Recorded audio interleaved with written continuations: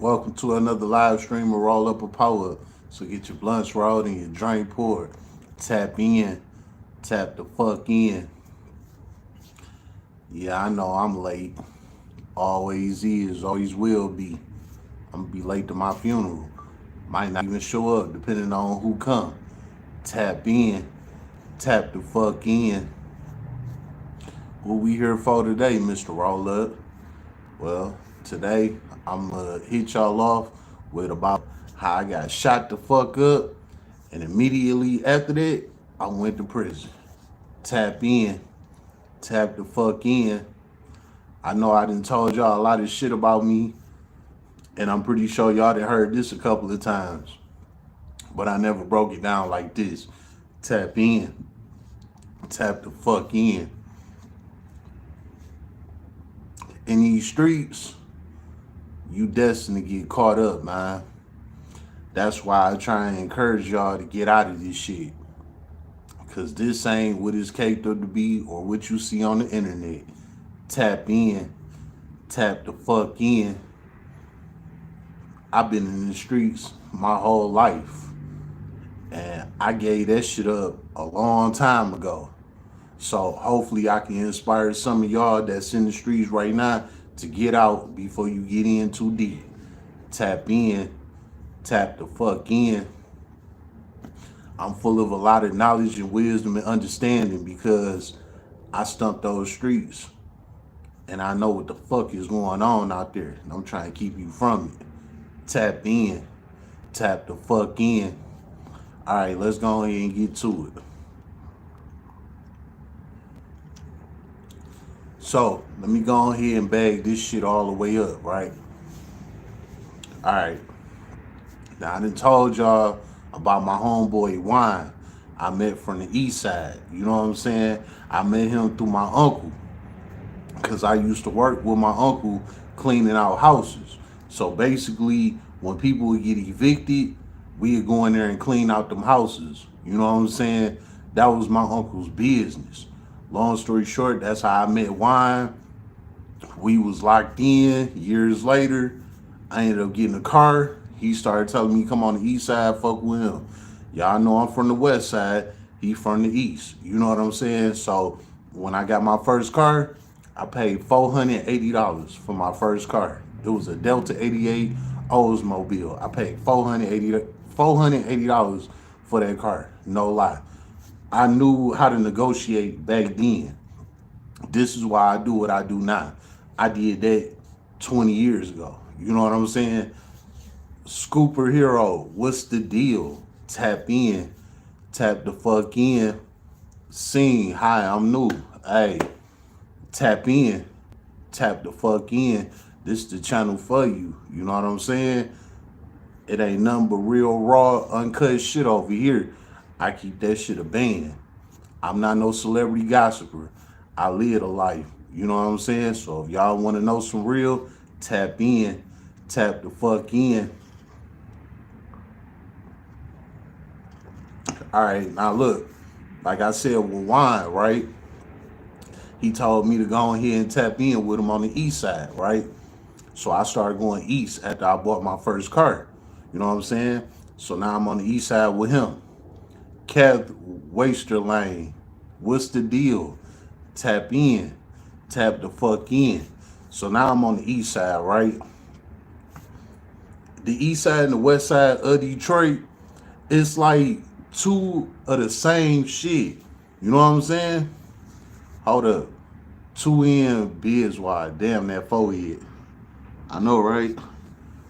You know, I got the little taper going on with the braids, little hang time going on, you know. So go ahead, get your hate on, you know. I ain't tripping on that. Tap in, tap the fuck in. Nah, like I was saying, go ahead and subscribe. Fuck with me. I fuck with you. Tap in. You know what I'm saying? Uncle Sam, do a flip. What type of shit is that? What the fuck is you talking about? Jacob Durkin, Montana, and who the fuck is Montana? Whatever, man. Anyway, tap in. Tap the fuck in. So, let me get to the story, man. I be trying to tap in with the chat. Sometimes y'all be trolling this shit. You know what I'm saying? So that's why I be overlooking a lot of y'all comments. I be trying to tap in with y'all because I'm a realist. But a lot of y'all asses be on here tweaking, bro. Talking about do a flip. Like, come on, man. This real talk right here. What the fuck is you talking about? Do a flip. But anyway, let's get to it. So anyway, I'm on the east side with my nigga Wine, right? We over here doing street shit on the east side of Detroit. I always been on the west side, always did west side shit. This is how I was able to tell y'all the east side and the west side of Detroit is the same exact thing. You know what I'm saying? But a lot of people think that the east side is more grimier than the west side and all of that. Like, it's the same exact shit. So anyway, I'm over here on the east side hanging with my nigga Wine, right? And he introduced me to all his people. Everything good. We doing the motherfucking thing, right? Time go on. Years go by. I'm fucked up at this point. You know what I'm saying? This 2011. This is the worst year I ever had in my life. You know what I'm saying? Now, I done told y'all I be on all that street shit, all of that, right? 2011 popped up. This was the worst fucking year of my life. Like dog, it was crazy. You know what I'm saying? It wasn't no money flying around. It was just bad. You know what I'm saying? So anyway, I'm like, man, I gotta figure something out. Wine didn't have a plan. Me or Wine ain't had nothing going on. So I'm like, you know what? I'm gonna just go ahead and get the robbing shit. It is what it is. So I got out here in the streets. I just got the robbing shit, right?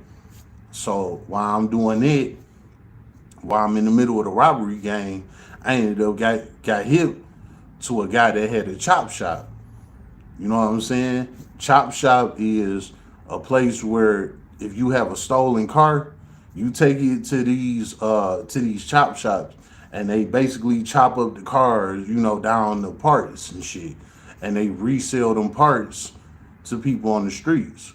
So a lot of these places that be having parts for your car, them parts is from stolen cars. You know what I'm saying?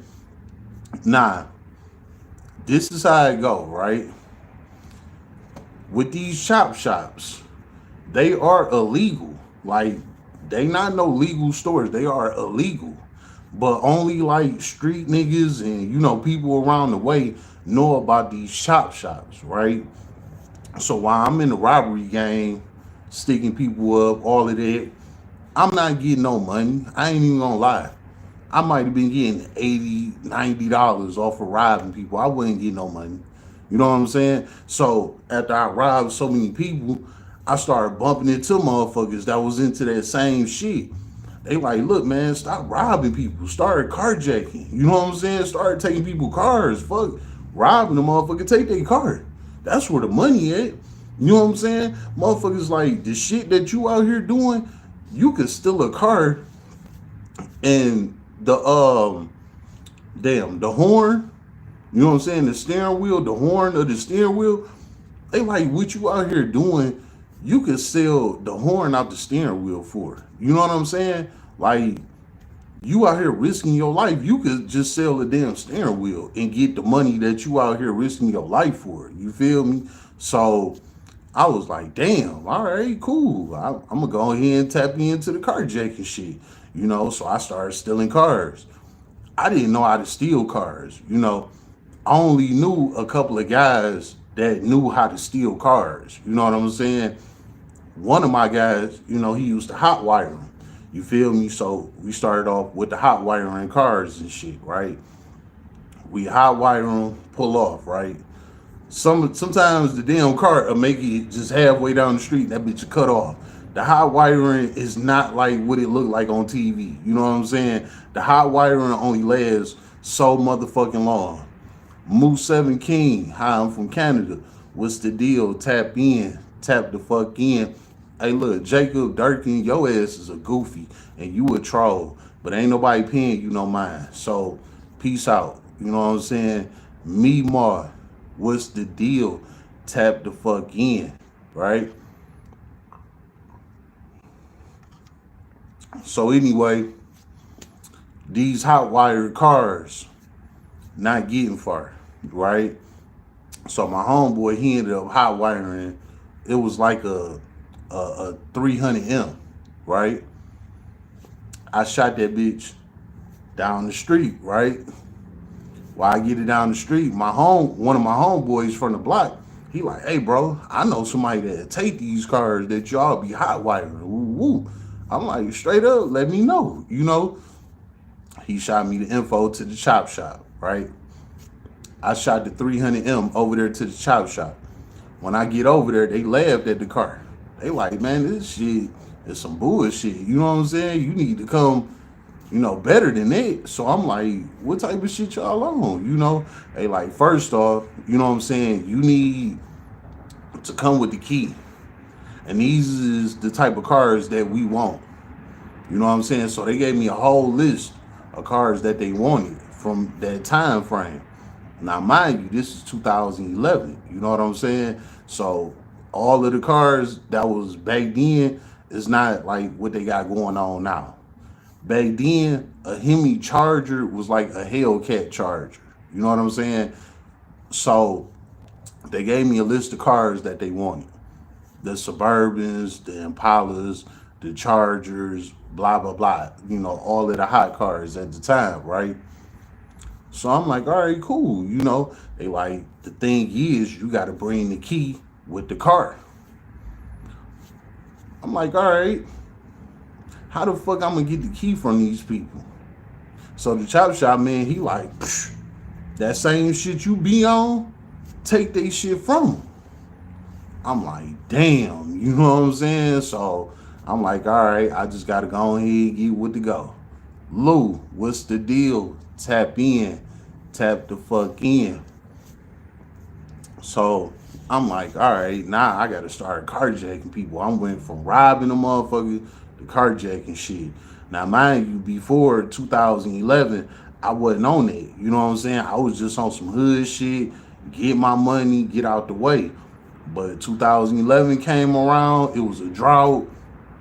It's like, what the fuck you gonna do? You know what I'm saying? So I was like, fuck it, man. I just started robbing people.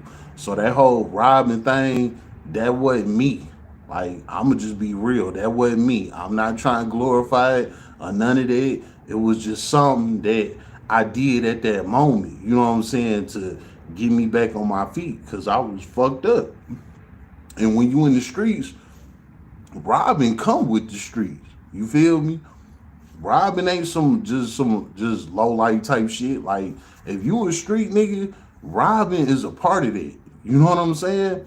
And I never been a robber ever, but that time frame came, so I did what it do.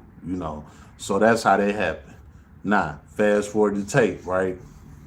So the motherfucker like, you gotta carjack these people and get their car. We need the key to the car. Not only we need these specific cars, but we need the key to those cars, right? I'm like, damn, man, all right, this is some hot shit right here. I gotta snatch a motherfucker out their car, like on some Grand Theft Auto type shit. I'm like, all right, fuck it. I gotta do what I gotta do, because it's tough times, you know what I'm saying? It is what it is. So what I do, I'm on the east side with wine. I'm like, look, man, I got a plug on the chop shop. You feel me? I'm about to start carjacking motherfuckers. Like, something got to happen, because all this sitting around being broke and not having nothing, not doing nothing, this ain't cutting it. You know what I'm saying? Back then, jobs wasn't nothing like how it is today, where you could just get a job like that. Like, you had to have a resume, you had to have references, you had to have a lot of shit back then to get a job, a good job. You know what I'm saying? So the job thing wasn't popping. I'm like, look, I'm about to just start carjacking shit. Now, with the list of cars, it was different prices for each different kind of car. Now, with this Charger, I'm going to just speak on the Charger. You know what I'm saying? With the Impala, Suburban, shit like that, it was like 2,000, 2,500, 3,000, maybe 3,500, depending on the certain trims of cars, right? But the Charger was the hottest car at that time. Now, mind you, this is when them Chargers first started coming out, or first started coming back out, because they first started coming back out like '05, '06, some shit like that. You know what I'm saying? And then as the years went on, they started progressing and they dropped the Hemi motor in that Charger. You know what I'm saying? And like I said, back then, they didn't have Scat Packs and Hellcats and all of that. It was just a Hemi. And if you had a Hemi, basically you had a Hellcat. You know what I'm saying? So you was that nigga if you had a Hellcat back then. Well, they told me they'd give me, well, on the sheet of paper, it said I'd get $5,000 if I could bring them a Hemi Charger. And it had to be at least a '07 to a '10. You know what I'm saying? All right, cool. So I'm on the east side with Wine. I'm like, look, nigga, I'm about to hit some shit up. You know what I'm saying? It is what it is. Long story short on that, I ended up going back to the west side because I couldn't get nothing on the east side at that point. I ended up going back west to the crib. I'm back on the west side with my crew. I'm telling my crew, I'm like, look, man, I got to do some hot shit. You know what I'm saying? It ain't no money flying around here. We too old for this bullshit. I got to do something. Now, like I told y'all before, my crew looked up to me. You feel me? So it was basically on me to shift the whole dynamic of what was going on with my block. You know what I'm saying? So I'm like, look, I'm about to go ahead and put a play down. And this is going to help us get up out this bitch. Like, I got to do something. You know what I'm saying? So the hood with a block, they like, all right, cool, whoop-de-whoop, do what you got to do. Well, one night, I'm in this hood called Brightmo. If y'all know who Doughboy Rock is, from the Doughboys Cash Out, Doughboy Rock, he died some years ago, like 2017. You know what I'm saying? Doughboy Rock was from Brightmo. That was his hood. Brightmo is like Finkel and Evergreen, from Evergreen to Telegraph, Schoolcraft to like 6 Mile. That's all the Brightmo area. So they got like a 2.5, 3 mile radius. You know what I'm saying? Brightmo is a nice little community, but it's big at the same time. You feel me? So anyway, I went through Brightmo one night, right? Brightmo is not one of them hoods to play with at all. You feel me? That is a straight up GD hood, and I'm not making this no gangbanging shit or none of that. But Brightmo is a GD hood that you don't play with. You know what I'm saying? And Brightmo, they was beefing hard with Schoolcraft. Now, everybody know about Schoolcraft and Brightmo beef. Schoolcraft was Vice Lords.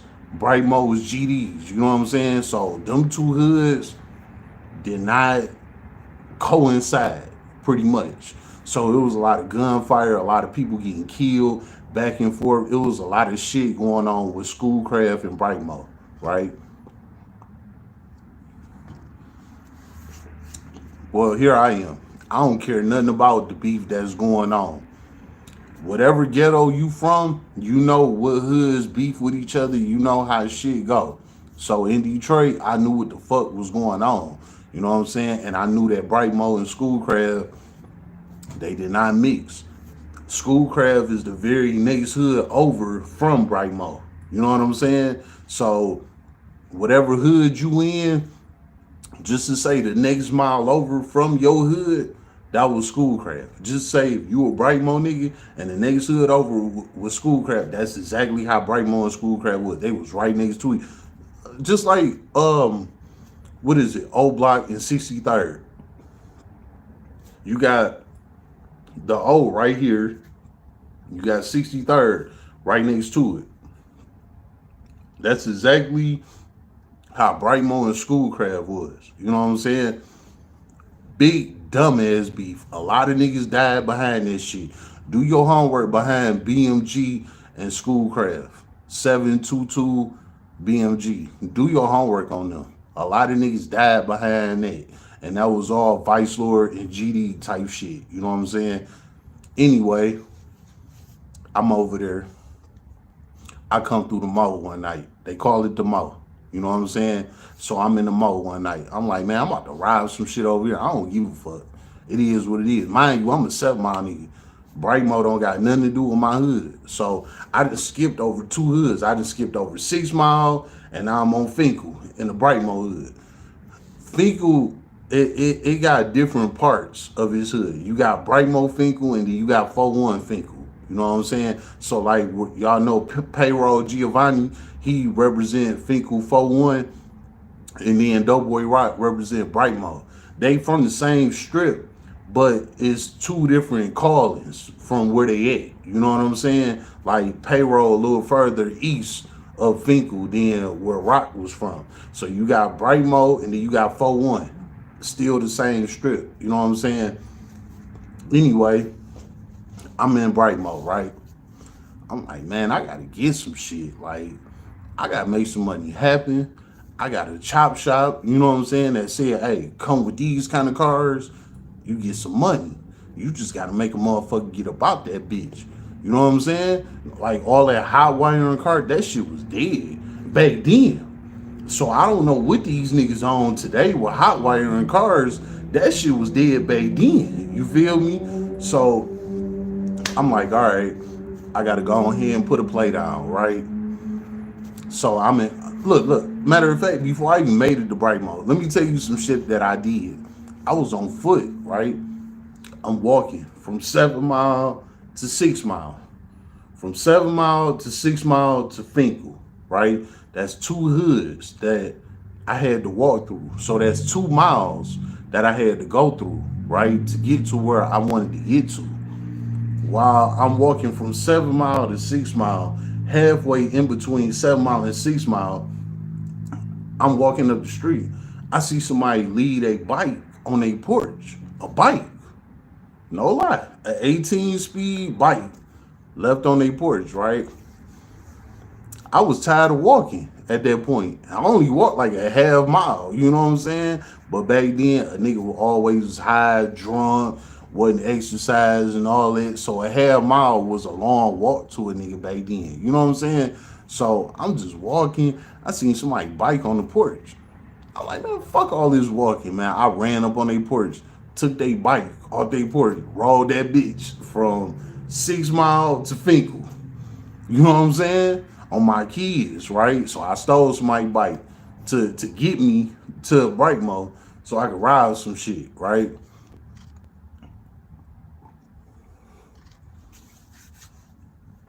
So I rode the bike from 6 Mile to Finkel. Boom. I'm in Brightmo. I'm on Finkel and Evergreen. You got two gas stations on Finkel and Evergreen. You got the 41 gas station across Evergreen on the east side of Evergreen, and then you got the Brightmo gas station on the west side of Evergreen off of Finkel, right? I'm on the east side of Evergreen, right? I'm hiding behind some bushes. I'm looking at the gas station on the west side of Evergreen off of Finkel, right? So I'm on the 41 side, but I'm over here paying attention to the Brightmo side. Because there wasn't nobody coming in and out of the Finkel gas station, the 41 gas station. It was people going in and out of the Brightmo gas station, right?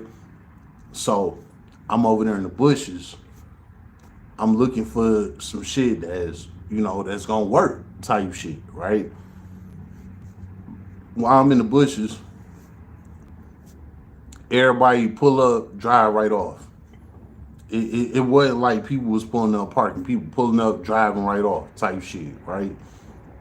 I sat there for like 30 minutes. I'm like, dog, I'm about to get somebody off this corner. You feel me? I don't care what happened. Somebody about to get got off this fucking corner. I need them bands. You feel me? Well, a motherfucker pulled up in like a '01, 2000, 2001 Intrepid, some shit like that. You know what I'm saying? Intrepids, they was hot way back in the day, you know? So you might laugh at an Intrepid right now, but back then, them motherfuckers was hot. You feel me? So anyway, motherfucker pulled up in an Intrepid, right? It was a white Intrepid.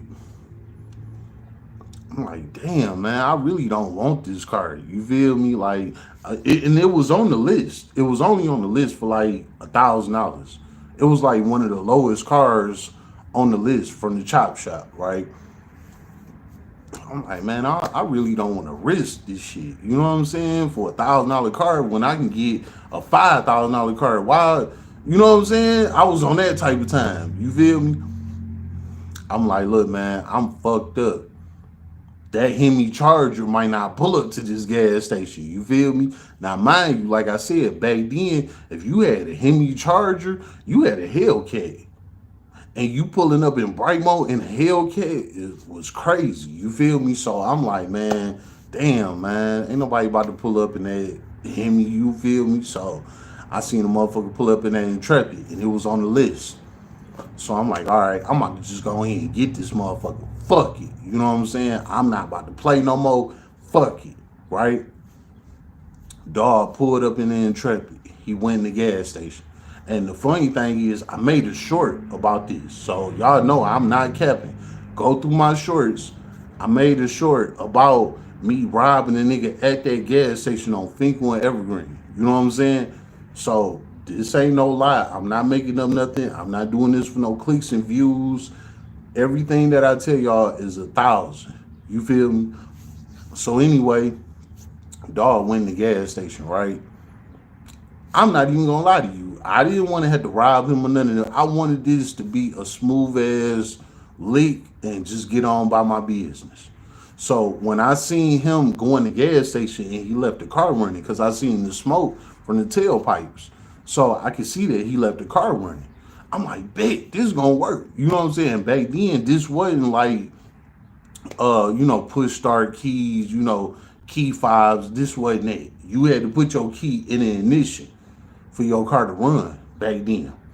So if you seen smoke coming out of somebody's tailpipe, that means the car running and the key is in that bitch. Nowadays, you can leave your car running, but the key fob will be in your pocket. You can be in a house, you can be down the street, you could be around the corner. You know what I'm saying? And your car's still running because it's off of a key fob. Back then, it wasn't no key fobs. It was you had to put the key in your shit for it to run. You know what I'm saying? So when I seen the smoke coming out the tailpipes, I knew that dog left the car running. I'm like, damn, this is gonna be an easy lead. Big. I ran straight to the car.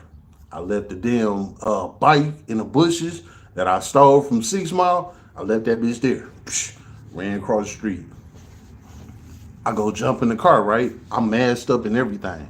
I done told y'all back then, I used to wear a red bandana when I used to rob shit to make the Bloods think that it was the Bloods robbing each other. That's just hood shit. You know what I'm saying? Now, mind you, I'm on the 6 side. You feel me? But I was a smart street nigga. You feel me? So the way how I diffuse us from the 6, getting into it with the 5 off of goofy shit, I used to act like I was under the 5. So I wear one of they bandanas when I go rob shit. So whenever some shit get back to the hood, a motherfucker be like, yeah, it was a nigga with a red bandana that did that. You feel me? So basically, them Bloods, everybody under the 5, they be clashing with each other, thinking that it was one of they homeboys that went and robbed that shit or did whatever the fuck that happened. You know what I'm saying? Them just hood politics. You feel me? I didn't want to wear that red rag. That red rag, that wasn't under me. You know what I'm saying? I was die 5 my whole life. You know what I'm saying? And again, no disrespect. I ain't on none of that nowadays. But I always been there. You feel me? But I knew how this shit worked. I knew how to make certain gangbangers clash with each other during crimes and shit like that. So when I come out and commit a crime, I put a red bandana on. Them bandanas ain't cost nothing but like $1.50 from the beauty supply store. You feel me? So I had blue ones, I had black ones, and I had a red one, just in case I needed to go do some hot shit. You know what I'm saying? Boom, this was one of them times. So I had the red bandana on, ran right up on the car. I jump in the driver, right? While he in the gas station. I wasn't on no scary shit. I just wanted to make this robbery as simple and easy as it could be. You know what I'm saying? So he went in the gas station. I ran up on the car. I jumped in the car. When I jump in the car, right? Mind you, this like a 2000, 2001 Intrepid. If you don't know what the fuck that is, just Google 2001, 2001 Intrepid. Just Google one of them. It looked like a piece of shit now, but like I said, back then it was a hot commodity. You know what I'm saying? And it was a Dodge car. You know what I'm saying? So anyway, I jump in the car, right? Soon as I get in the car, now mind you, this happened back in 2011. I still remember this shit like it happened yesterday. You feel me? I jump in the car. It's a girl sitting in the passenger seat. Oh my God, man. And I don't do nothing against women. I'm not one of them at all. You know what I'm saying? I'm not no funny guy. I don't beat up women. None of that. I was raised right from the soil. You feel me? So women and kids is 100% off limits with me. I'm a real street nigga. I only come at street niggas for street shit. I don't involve kids or women on no type of levels at all. You know what I'm saying? So anyway, while this robbery was in progress, I jumped in the car. It's a girl in the passenger seat. At that time, I was like 21, 22. The girl probably was no older than like 20 years old. You know what I'm saying? Now, mind you, I'm telling you all this shit. You thinking all this shit took a long time. But all of this was in seconds. You know what I'm saying? But I'm just breaking it down to you in like slow-mo. You know what I'm saying? So anyway, I jump in the car. She in the passenger. Oh my God. Her hands up. She hollering. All type of shit, right? I got the gun on me. You feel me? I got on a Coogee hoodie. I remember this hoodie. I swear to God, I wish I still had that hoodie. I would take a picture of it and post it for y'all so y'all can see it. But I used to ride people in a Coogee hoodie. Coogee was hot back then. You know what I'm saying? Now it's Gucci. But back then it was Coogee. Coogi. You don't know nothing about Coogee? Look up Coogee. Coogee was hot back then. You feel me? Coogee, Echo, you know what I'm saying? Red Monkey, True Religion, blah, blah, blah. All that shit was hot back then. You know what I'm saying? Anyway, I got on a Coogee hoodie. And it was brown with red and gray letters on it. So it was like some fire type shit. You know what I'm saying? I real life was acting like I was under the fire when I was robbing people because that'll throw the gangbangers off on who was out here doing shit. You know what I'm saying? When you in this street shit, you gotta be smart, man. You know what I'm saying? And I was just smart with it. So basically, the Coogee I had on and the bandana I had on, I look like a fucking blood. You know what I'm saying? On some real shit. Even though I'm a whole GD under the six and I rock with the Crips on some 8-ball type shit. Well, anyway, girl, hands up. She hollering and screaming, all of that. We in the car. I pulled the gun out my you know how you had a little pouch in your hoodie? I pulled the gun out my pouch. Point that bitch at her. Bitch, get the fuck out the car. Man, when I pointed that motherfucker at her, I seen the tears rolling down her face. Oh my God. She had on the seatbelt and everything. She hit that seatbelt button so quick, the seatbelt ejected. Choop. Soon as the seatbelt ejected, dog. She ejected that seatbelt and got out the car within 2 seconds. Like, she seen that gun, she was gone. You know what I'm saying? Like, it wasn't no pause or none of that. She seen me jump in the car. She thought that I was her boyfriend that went in the store. So when I jumped in the car, she wasn't really paying me no mind because she thought I was dog. You know what I'm saying? But then by the time she looked up, I had that bitch in her face. Bitch, get the fuck out the car. You feel me? So she like, oh my God. Got the screaming, tears falling on her face. Whoosh. She hit that seatbelt button, that bitch ejected. She pulled that motherfucking latch off that door, jumped out the car. I never in my life seen nobody move that fast. And mind you, I'm from the hood. I seen all type of shit.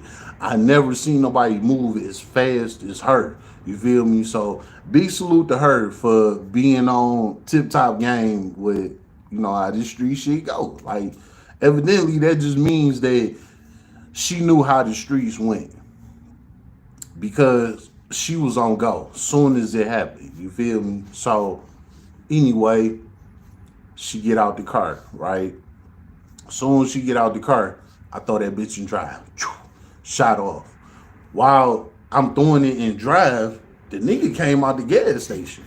While he coming out the gas station, he walking up to the car like, nigga, what the fuck type of time? Woo, woo. You know what I'm saying? I rolled down the window because he had the windows tinted on the car. I rolled down the window. I stuck that bitch out the window to him. Bitch, get your whole ass back. While I did that, he jumped back. Like, all right, I'm cool. Woo, woo. I snatched off. I fly down through Brightmo. I fly down Brightmo back to 7 Mile. Boom. I get the car to the hood.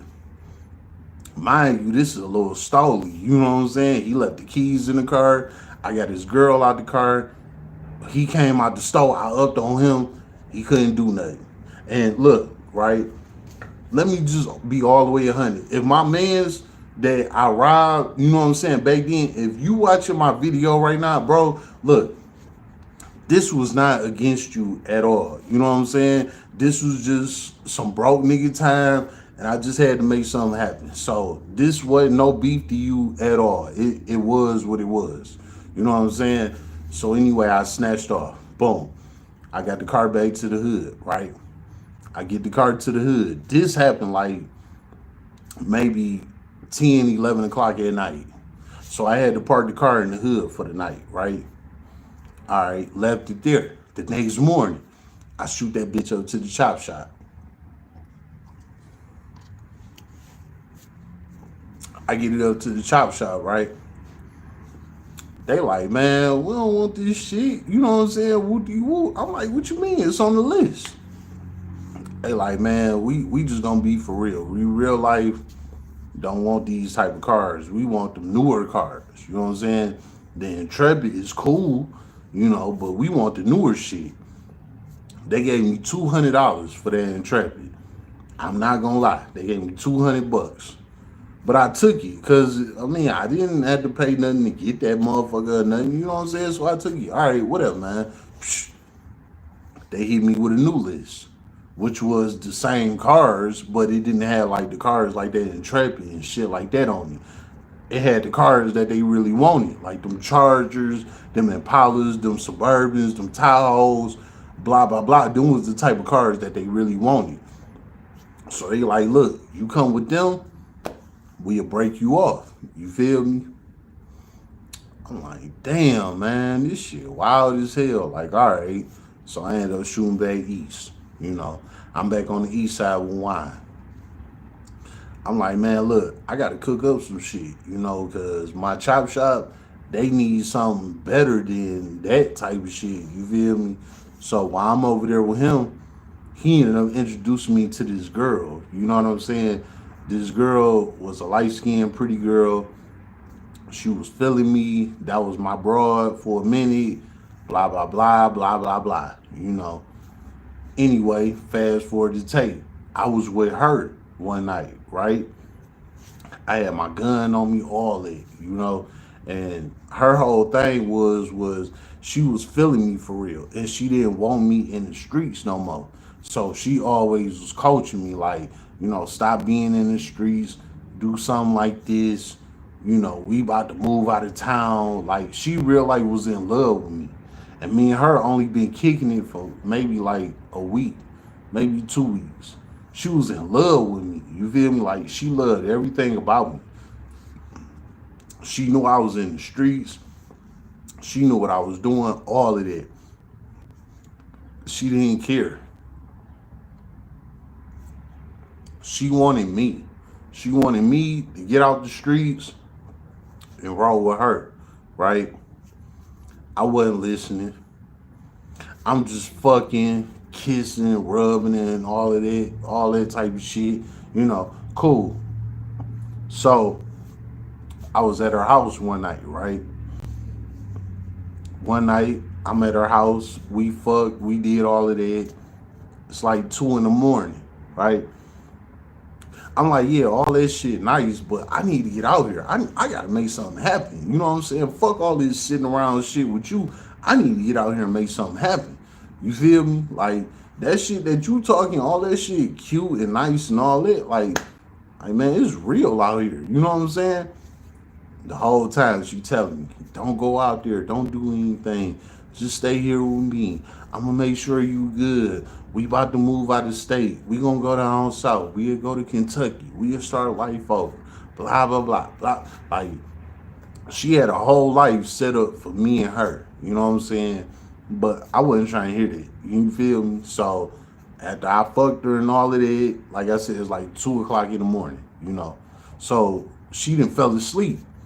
I'm just sitting there thinking, hard as hell. I'm like, should I take her advice or should I get out here and do something? You feel me? Because I'm not gonna lie, she knew how to talk to me to make it everything seem good. Like, yeah, I need to get out the streets. You feel me? But at the same time, it was like the streets was calling me. You know what I'm saying?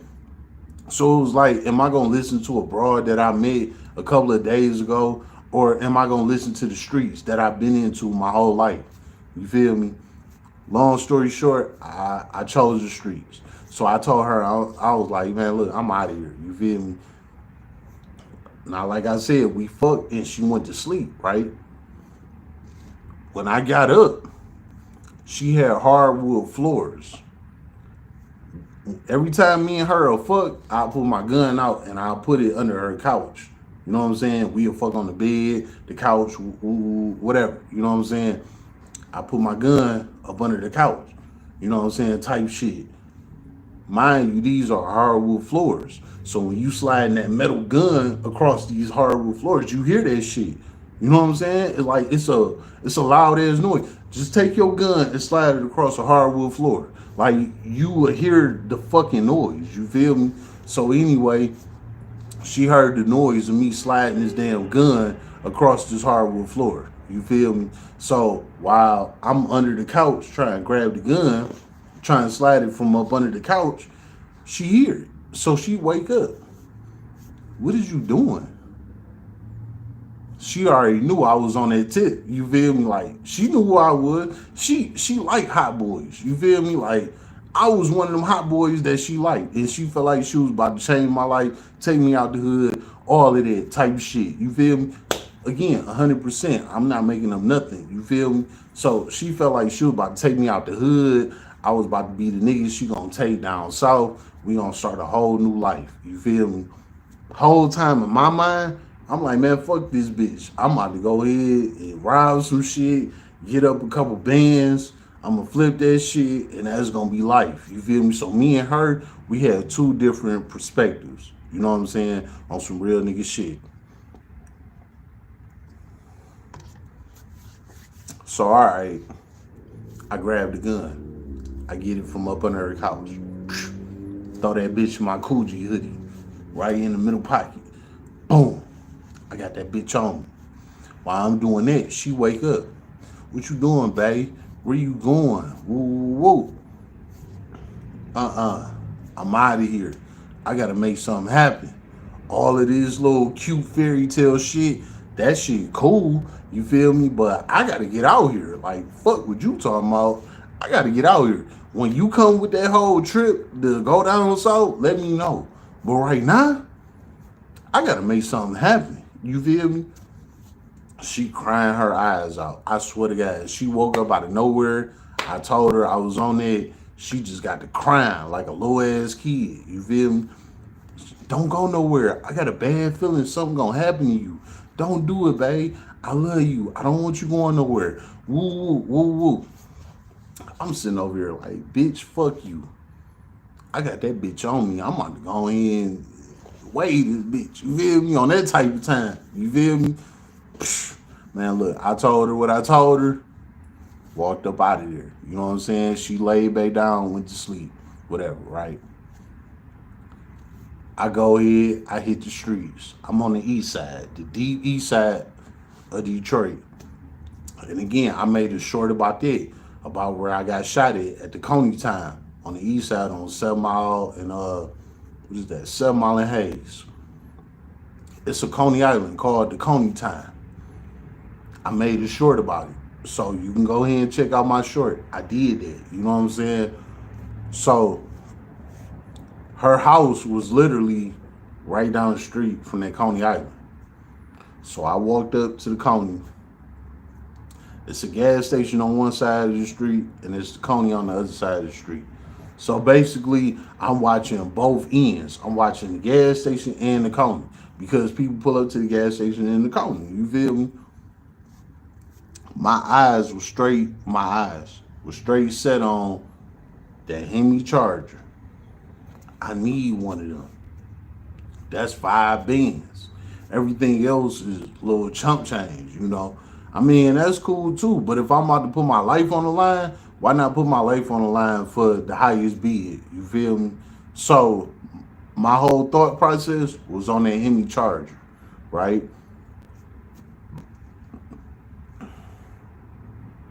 Just so fucking happened. By this time, it's about 3 a.m. I'm out here walking around on the east side, east 7 Mile. I'm out here walking around. I had a couple of pills in my pocket. At the time, I was popping E-pills. E-pills is like the Percocets nowadays. You know what I'm saying? Back then, it was E-pills. Now it's Percocets. You know what I'm saying? Perks, Percocets, whatever you want to call it, right? Back then, you had the Blue Dolphins or the Bart Simpsons. Them was the high E pills of that time. I had both of them. You feel me? Man, I done told y'all before, I upped on my mans off of Bart Simpson. You feel me? Like, I was on a block one day, you feel me? And I heard some footsteps walking up on me. I upped that bitch. I thought it was a op. Whole time, it was my homeboy coming out the house. You feel me? So I was like, I gotta stop popping these pills. You know, like, them pills, they are upper. You know what I'm saying? So the pills had me up on my mans, you know, and I was like, this shit ain't right. So anyway, when I'm out there this one night getting ready to rob some shit, I had 2 pills in my pocket. I had a Bart Simpson and I had a Blue Dolphin. You feel me? I pulled them out of my pocket. I'm like, damn, I should have popped these bitches before I go rob some shit. You feel me? But then it made me think back on how I upped on my mans. I'm like, if I up on my mans, I would kill a stranger. You feel me? And that ain't what I'm trying to do. You know, like 90% of robbers, they not trying to kill people. They just want the money out of it. They not trying to kill you. They just want the money out of it. You know what I'm saying? I was one of them. I wasn't trying to kill nobody. I wasn't trying to hurt nobody. I just wanted the car so I can go ahead and drop it off at the chop shop and get some money. You know what I'm saying? So when I pulled them pills out my pocket, I'm like, nah, this ain't gonna work. Because I'm a tweet. You know what I'm saying? I done already upped on my mans. I'm a tweet. I threw both of them pills in the grass on my kids. I threw both of them. They gone, right? So I threw the pills in the grass. All right, cool. They gone. Mind you, I didn't pop them, none of that. I just thought in my mind, I had a rewind of when I had upped on my mans, when I was on the E pill on the block. So I was like, this ain't it. So I threw the pills in the grass, went on by my business, right? I seen dog pull up at the Coney time and that Hemi Charger that I needed. This is 2011. The Charger he pulled up in was a '09. It was still brand new, Hemi, all of that. It was basically the Hellcat back then. You know what I'm saying? I'm like, there it go. You know, the car that I need. I need that there it go. So I waited on him, right? He went in the store, he did what he did. Again, now go back to my shorts. I didn't put this in my shorts where on the east side I was rolling with the Crips.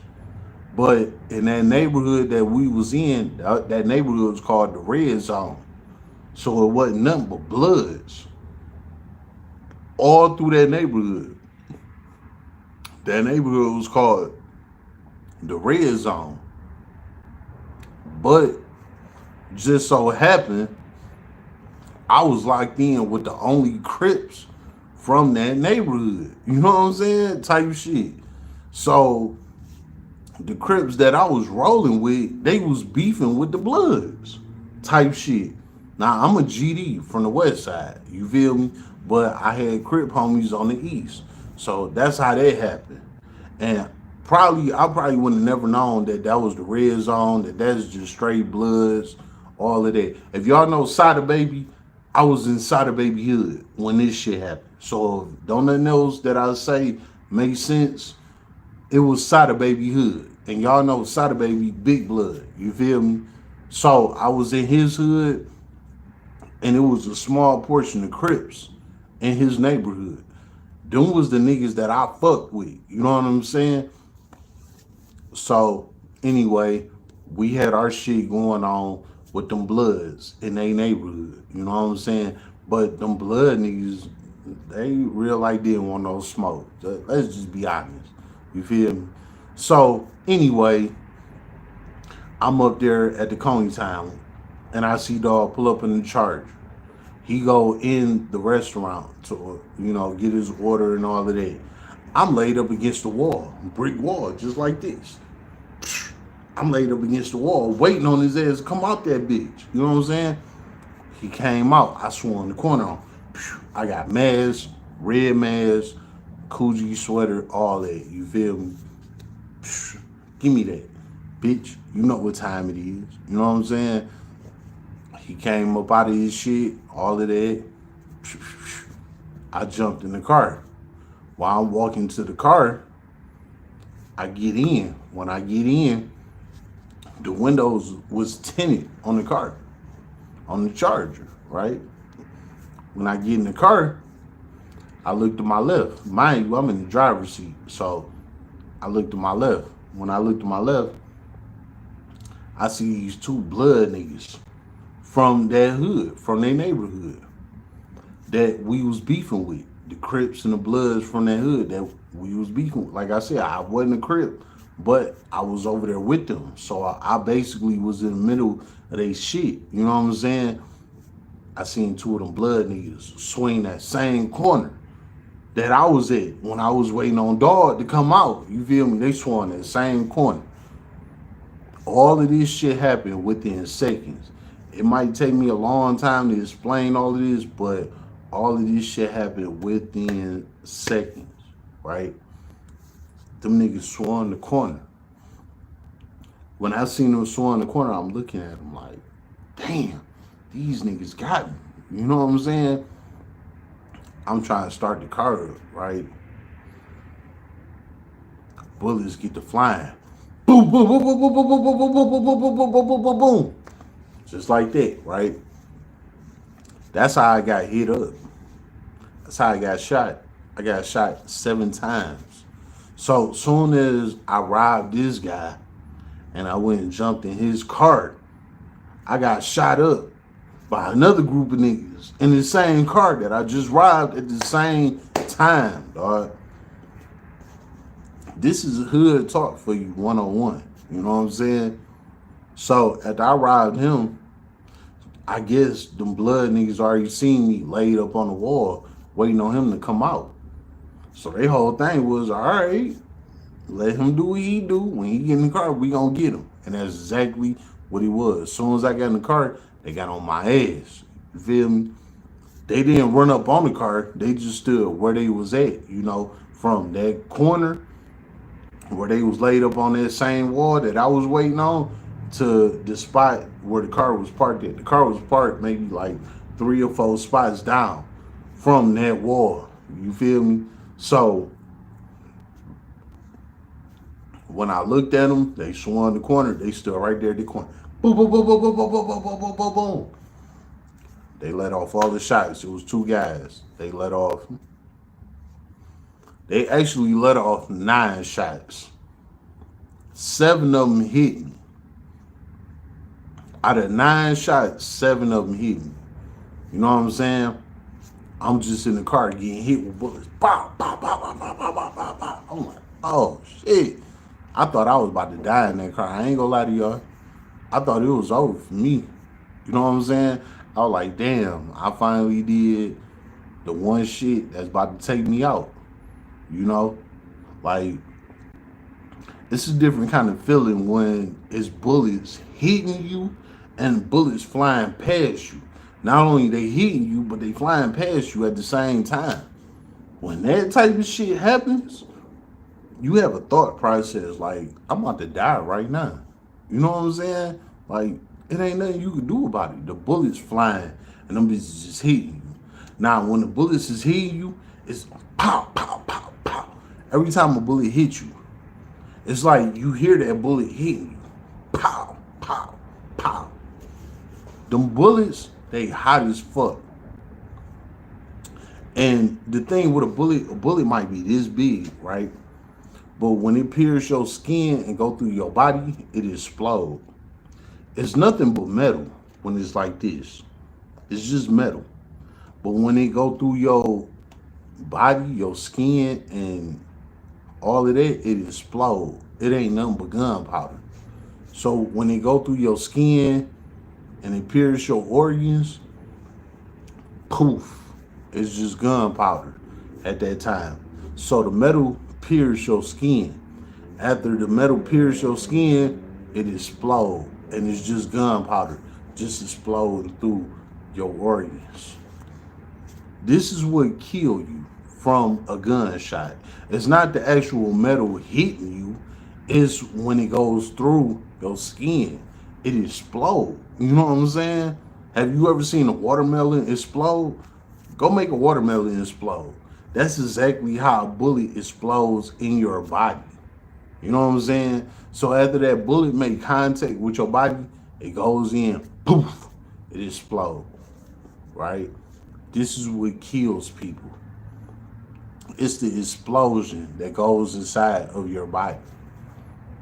It's not the actual bullet, it's the explosion from the bullet. Because the bullet is just a bullet. You could have 1,000 of these damn bullets.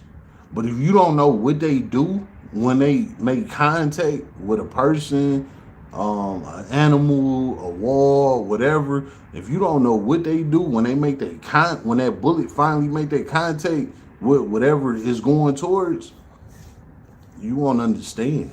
You know what I'm saying? So them bullets made contact with me. Every time a bullet hit me, bah, I felt that bitch exploding. Poof. What happened when a bullet explode in you? It's heat. It just felt like it's 100 degrees in you. Mind you, 7 of them motherfuckers hit me. So I'm at like damn near 1,000 degrees at this point. I'm burnt the fuck up. I'm hot as fuck. You feel me? I thought I was about to die right there. You know what I'm saying? And I'm watching these niggas dump the car. Boop, bop, bop, bop, bop, bop, bop. Right? After they dumped that bitch up, they took off running. They thought I was dead. They thought they had me. They fired 9 shots. They thought they had me. You know what I'm saying? And to mind you, that car was tinted. So they couldn't see me moving around, none of that. They just felt like they dumped the bullets. I got hit. That's it. They took off running, right? After that, I was still alive. When it happened, I had my hand on the steering wheel. Just so happened, one of them bullets that came through the window, it hit me in my finger and it landed in the steering wheel. So, y'all see this finger? I know y'all done seen this finger a million times. Y'all wonder why it's like funny shape. This the finger I got shot in when that happened. I had my hand on the steering wheel, poof, motherfucking bullet hit my finger. Split my shit open, right? Now mind you, all this shit happened so quick. You know what I'm saying? So after they blew me up, they took off running. All right, as soon as that happened, I snatched off. Boom. I'm like, damn, I'm still alive. Shot myself to the hospital. Right. Boom. I get to the motherfucking hospital. You know what I'm saying? I drove all the way from the east side to the west side to a hospital on the west side called Providence Hospital. Because I knew if I would have went to a hospital on the east side, they would have tied me in with all them robberies that I was doing. You know what I'm saying? They know how to tie all this shit in. You feel me? Fuck that. I went back to the east side, damn, to the west side. I saved my own motherfucking life, right? I get over there. I park in the parking lot, right? I park in the parking lot. I had to sit there for like 10 minutes. No lie. I'm like, damn, I fucking made it. Like, now I gotta get in this hospital and save my life before I die. Because I was shot all in my legs, I was shot in my arm, hand, all type of shit. I was shot the fuck up. You feel me? So I'm bleeding everywhere. And the bullet that hit me in my finger, that bullet was in the steering wheel. You know what I'm saying? Like, them niggas tried to take me out. You know what I'm saying? And if they would have ran up on me, they would have gotten me. But they did it from a distance, you know. That was just guys calling, pretty much. You know what I'm saying? So anyway, I'm sitting there in the car. I'm like, damn, I fucking made it here. You feel me? Now I gotta get out the fucking car to get in the damn hospital. Mind you, I just stole this car. So it ain't like I could pull it straight up to the emergency, like, hey, y'all help me out. Whoa, whoa. I'm like, nah, I had to park that bitch in the parking lot and walk up there. You know what I'm saying? So the car in the parking lot. I open the door. Boom. Why did it literally take me 10 to 15 minutes to get out the car? Because I was shot up in my legs as well. I got hit in my legs 5 times. 3 bullets in one leg, 2 in one. You know what I'm saying? One bullet went through my arm, the other one went through my finger. 7 bullets for you. So the more bullets went through my legs, and that's where your main arteries are at in your legs. You know what I'm saying? So when I opened the door, I just got blood gushing out of my pants. I had on blue jeans. Blood was just gushing like crazy. I didn't even think I was gonna make it to the hospital, be 100, but I did. You know what I'm saying? So now it's time for me to get out the car. I'm getting out the car. It literally took me like another 10 minutes just to walk from the parking lot to the emergency walk in, you know what I'm saying, to the hospital. It took me a long time because, mind you, I got shot up in the damn car. So that whole process happened while I was in the car. So now it's time for me to get out the car. It's not as simple as it was for me getting in the car because something happened while I was getting in the car from me getting out the car. You feel me? Man, it took me literally like 10 to 15 minutes to get out the car. Like, I was fucked up. I had to pick my legs up like, oh shit, one leg at a time. Boom. Like, I had to pick myself up to get out that bitch, to go into the hospital. Because if I didn't, I would have died out there because I was losing so much blood. You know what I'm saying? Man, I finally got out that motherfucker. I went in there. They're like, what happened to you? Woo, woo, woo. I'm like, nigga, I got shot up. You can't tell? The fuck you mean? I'm bleeding everywhere, all type of shit. You feel me? So they rolled me in on the stretcher. Not the stretcher, the wheelchair. They rolled me in the wheelchair. They sent me to my room. Next thing I know, I woke up. I woke up a couple hours later. I got a big ass cast on my arm, all that. You know what I'm saying? Because I got shot in my finger. So they had to put 10 stitches in my finger. As I told you, my hand was on the steering wheel, and this one got blammed with a bullet. You feel me? So it was split open to the white meat type shit. You feel me? So they had to sew that up and all that, put a cast on my hand. So they had to put me to sleep for that.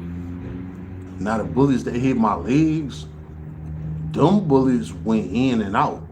It was only 2 bullets that stayed in my leg. One stayed in my left leg, one stayed in my right leg. You know what I'm saying? So by the time I woke up and all that, the doctor was like, look, you gonna die with these bullets in your legs.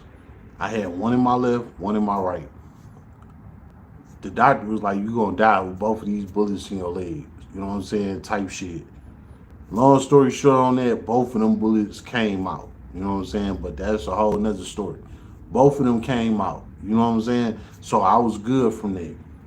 It took years later for them bullets to come out, and they came out naturally. It wasn't no medication that I had to take. It wasn't no exercise that I had to do. None of that. Them bullets just naturally came out of me.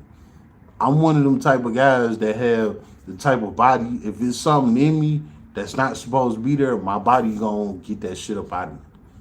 I don't take medication, none of that. You know what I'm saying? I just have a naturally healthy body. So anyway, the doctor said I'm gonna die with them 2 bullets in me. A couple years later, both of them bullets gone. So anyway, I'm like, damn, that's crazy, you know, whoopty whoop. So a couple hours later, this happened about like 4 or 5 in the morning. You know what I'm saying? The shooting and all of that shit happened like 4, 5 in the morning. By the time I woke up, it might have been like 9, 10 in the morning. You know what I'm saying? So that's when the doctor came in, said what they said. I'm like, all right, go ahead and discharge me. It's time for me to get up out of here. Like, I don't do this hospital shit. Get me the fuck up out of here. You know what I'm saying? So when I got up out of there, right? D Jordan, tap the fuck in. You know what it is?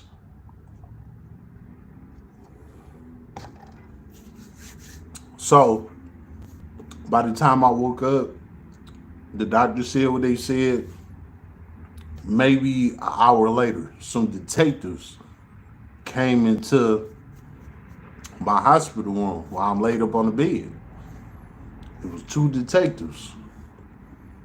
They're like, hey man, what happened? You know, how you get shot up? Whoopty whoop. I'm like, hey man, I was walking up Greenfield. You know what I'm saying? This hospital that I'm speaking on is on 9 Mile in Greenfield and in Southfield, Michigan.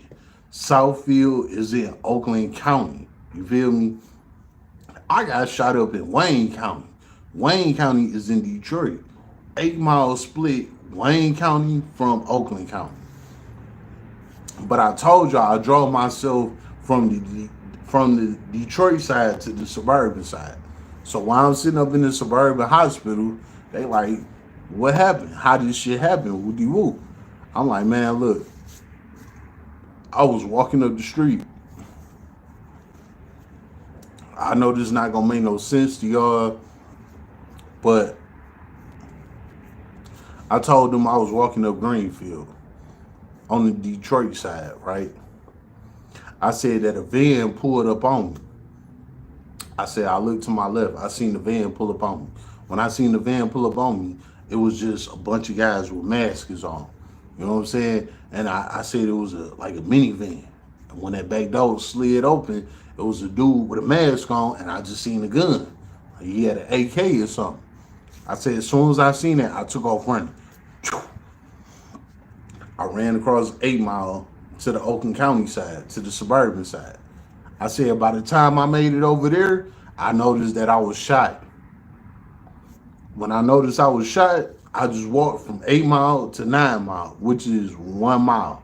The hospital is 1 mile down the street from where I said I got shot at. So I told them I walked the whole mile to the hospital. They didn't have no proof, no nothing on what happened. So they had to take my story. So the detectives, they sitting there writing shit down, all that. They like, man, we know you lying. You know what I'm saying? I'm like, man, fuck what y'all talking about. That's my story. You feel me? Even though I was way on the deep east robbing shit and I just got hit up by some hitters. You know what I'm saying? But I'm telling them, I was right down the street from the hospital. I was just walking up the street. Motherfuckers just rolled up, got the shooting, and I just walked up here. You know what I'm saying? That was my story that I gave to Detroit detectives. You know what I'm saying? Because the Detroit detectives came in there because I told them the crime happened in Detroit, but I walked over to Oakland County, which was right across the street when you cross 8 Mile type shit, right? So they sent the Detroit detectives in there to question me. I fried them. Hey, I walked up here. That's what happened.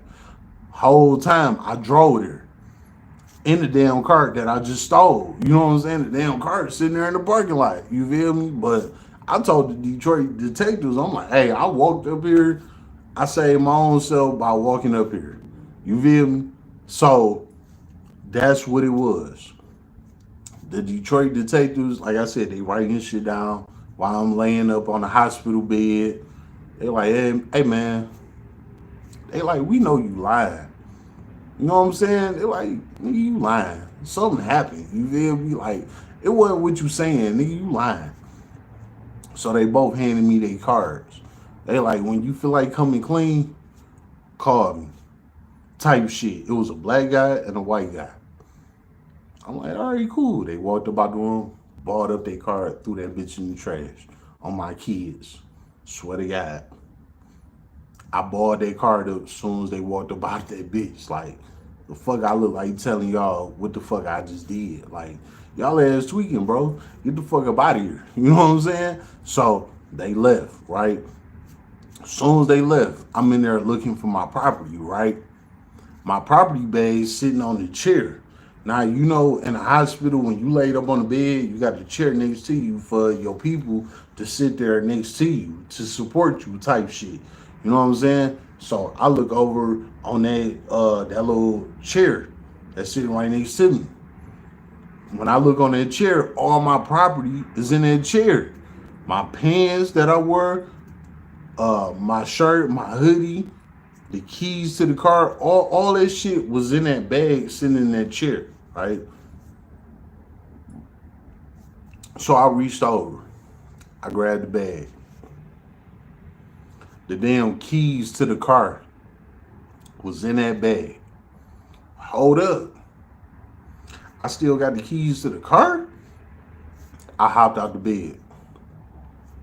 No lie. It took me a long time to get out the bed because they wrapped my legs up full of bandages. I didn't have to have surgery on my legs. The bullets went in and out, except the two bullets that stayed in my legs. All of the other ones went in and out. And the two that stayed in my leg, which is one that stayed in my left leg and one that stayed in my right leg, they couldn't do nothing about it. You know what I'm saying? So my legs wrapped up. Well, I jumped out the hospital bed. I walked over to the window because I was like on the third or fourth floor or some shit like that. So I walk over to the window. I look out the window. The damn car that I had just carjacked a few years, damn, I was about to say a few years ago, a few hours ago. Like I said, this time it might have been like 12 p.m. I carjacked this car around like 3, 4 in the morning. You know what I'm saying? So I only had this car for like a few hours. So when I looked out the window, it's broad daylight. And that car that I carjacked and I got shot up in, that bitch sitting in the parking lot. It's sitting in the parking lot, the same as that car. I'm looking at the car from my damn hospital window. You know what I'm saying? I'm looking at with the bullet holes in it and everything. I'm like, that's the car. Like, that bitch still sitting there in the damn parking lot. Oh, okay, straight up, right? Big. So I play my role. I go get back in the bed. I'm laid up, acting like I'm hurt, all that, right? Maybe about 30 minutes later, a nurse come in. The nurse like, hey, you talk to the detectives. The doctor clears you. You just need to take some antibiotics. Blah, blah, blah. You good to go. She like, do you got somebody that can come get you? I'm like, shit, I already called my ride because I knew I was straight, blah, blah, blah. So you can just take me downstairs. I'm ready to go. You know what I'm saying? The nurse, she was a black woman, you know. This is a black hospital, Providence Hospital in Southfield. If you don't know, now you know. It's a black hospital. You feel me? So the woman was like, all right, cool. She put me in a wheelchair, rolled me down there. You feel me? So when I got downstairs, she rolled me down there to the edge of, where the emergency shit is. You know what I'm saying? I seen the car sitting in the parking lot, right where I parked it in. Mind you, I got all my property and everything. I just got shot up, all that. You feel me? I'm looking at the damn car sitting in the parking lot. I look up at her. She like, hey, where your ride at? Because, the rides pull up right there into the emergency parking lot to pick people up. She like, where your ride at? I'm like, my ride, they sitting in the parking lot. I'm like, I just want to go in and do a little walking, to heal myself, blah, blah, blah. I'm making up all type of shit to this damn nurse. You feel me? She was cool with it. She didn't care. She doing her job. Like I said, the people that work at Providence, they Detroit motherfuckers. You feel me? So they know how street niggas be going through shit. They know what the fuck it is. You feel me? So I told her, I'm like, look, I just want to walk over to the parking lot, give me a little exercise before I get in the car. With you whoop. She like, all right, cool. I got up out the motherfucking wheelchair with the property, which was my clothes in the bag and the keys to the car. I got up. I walked over to the car. She took the wheelchair, went back in the building, went back about her business, right? I'm walking over to the car. I'm limping the whole time. I'm fucked up. But I limp my ass all the way to the motherfucking car. You feel me? I'm looking back like, damn, I gotta make sure ain't nobody paying attention to me. Like, I just did some hot ass shit, you feel me? But wasn't nobody paying attention to me. Like, Providence don't be on it. And I'm not trying to, make Providence seem like they some hoe ass niggas and none of that. This is just my experience back in 2011 when it happened. You know what I'm saying? So I walk all the way up to the car with the bag of property that I got, all of it. I'm in a fucking gown. You know how you got it tied up in the back and your backside be still showing? This is what I walked up to the car in with my property. You know what I'm saying? I jump in the car with the damn nightgown on, right? I get in the car. Boom, start that bitch up. I couldn't believe it, right? Not only I just got hit the fuck up, almost died and all that type of shit, right? I'm more so on some, I gotta drop this car off to the chop shop. I gotta get my money. I gotta get this 5 bands. When I almost just died for this damn car. When I shouldn't be jumping this, look, when I shouldn't be jumping into this car, when I should have learned my lesson, when I should have said, you know what, I'm done with that, I'm cool. Man, please. I was still on that. On Beezy. You feel me? I was still on that. I'm like, no, fuck that. I still got this car. I'm about to drop this bitch off. I get in the car with the hospital. Man, look. I told y'all, Roll Up or Pull Up is the most raw and uncut channel that you're going to find. And I'm going to keep on keeping it raw with you. You know what I'm saying? I jumped in the car with that damn hospital gown on. Right? My legs wrapped up. I got a bullet in my left leg. I got a bullet in my right leg. I got a whole cast on my arm because I got shot in the finger. So I got a big ass cast on, right? And both my legs is wrapped the fuck up, right? And I'm in this stolen car that I got shot up in. I flew that bitch right back to my block. Now, Providence Hospital was like maybe 2 miles away from my block, right? Shot that bitch right down 8 Mile. Eminem done told y'all about 8 Mile. So boom, shot this bitch down 8 Mile. Down 8 Mile to my hood, right? I get to the hood, right? I can't even believe this shit. That I was able to leave the hospital just a couple hours later after I got shot up. I thought I was gonna die. You know what I'm saying? But they saved me and they said, hey, you don't got bad injuries like that or whatever. We just had to do surgery on your finger and then We just had to wrap your legs, so here goes some antibiotics. Peace out. This is what happened. You know what I'm saying? I got shot 7 times type shit. You feel me? Bed. I'm flying down 8 Mile and the stoli that I had to get for this 5 bins, right? After I got shot up, I got on the hospital gown, looking like somebody mama, all type of shit, right? Boom. I get to the crib, right? I done told y'all about my little homie Dre. You could watch my video. I made a video about him and I did a live about him. My little homie that was addicted to my life and he got killed. Check it out. Rest in peace to Dre. That's my little homie. You feel me? Anyway, I pull up on the block in the Stoli. I pull up to the crib. Right? I bag the car in the driveway. I go in the house. I didn't know nobody on the block was watching me or none of that because there wasn't nobody on the block at this time. I done told y'all plenty of times, it's always somebody on the block. You know what I'm saying? But just so happened that this time when I got shot up and I got released and I hit the block, wasn't nobody on the block. I'm like, bet, this is a good time. Boom. Reverse the car in the driveway. I left it in the driveway. How can you say it? In between the two houses.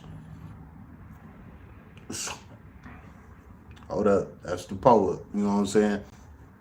So my neighbors to the right of me in my house. I parked the Charger in between both of the houses. So basically, if you was on the block, you couldn't see the car because it was parked in between both of these houses in the driveway, right? Just so happened, my little homie Dre, rest in peace, Dre. Again, this how you know I'm not lying about nothing. I don't lie on the dead. I don't play like that. You feel me?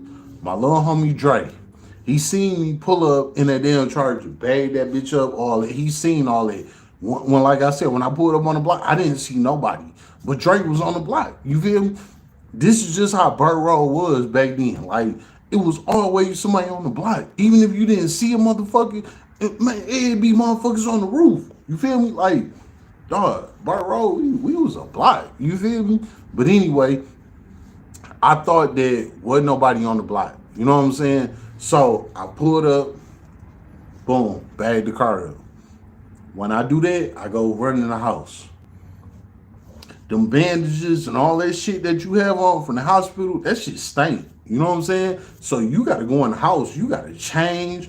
You got to clean yourself up. All of that. You know what I'm saying? Because you be stinking from all of that hospital shit. You feel me? So my plan was park the car in the driveway, run in the house, go take a shower, get myself together, come back out, hit the streets. Mind you, I just got shot the fuck up a couple of hours ago, and here I am back on the streets, right? Lance Morgan snitching. You know what? You right, bro. You can have it, man. I don't care what you talking about, my nigga. On some real nigga shit. Again, this was 2011. I did my time. I had no co-defendants. I didn't tell on nobody. Ain't nobody tell on me. I did my time. I did my parole. I got out. My parole over with. And I did my, what they call it? They call it a tail. I did my tail and everything. So I ain't told on nobody. Ain't nobody tell on me. And this was my case. So Lance Morgan, you saying that I'm snitching? That's fine, bro.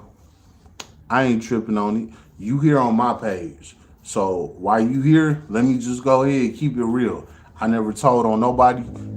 Nobody told on me. And again, I caught my case by myself. So if you want to say that I'm snitching and all of that, feel how you want to feel, my nigga. But this is the real. So anyway, with that being said, I ran in the house, right? Self-snitching, still snitching. Bro, I did my time. What the fuck is you talking about? You sound dumb. Lance Morgan, get off my dick, bro. If you don't like what's going on over here on this page, get off my dick, bro. I'm not one of them Chicago niggas that talking about something that just happened just a few minutes ago. This is something that happened 14, 15 years ago. You feel me? I'm just going ahead and giving my audience, letting them know what's going on. If you feel like I'm self-snitching and all that, man, look, move on, man. Your ass is a loser. And I can guarantee you, you don't got no pictures on your page or none of that to prove who the fuck you is. Your ass is on my page trolling. Your ass is a hoe. You a bitch, nigga. Suck my motherfucking dick. Anyway, like I said, and look, you just went ahead and unsent the messages with your bitch ass because you know what I'm saying is real, nigga. You a bitch, nigga. On my kids. Fuck is you talking about? Lame ass goofy.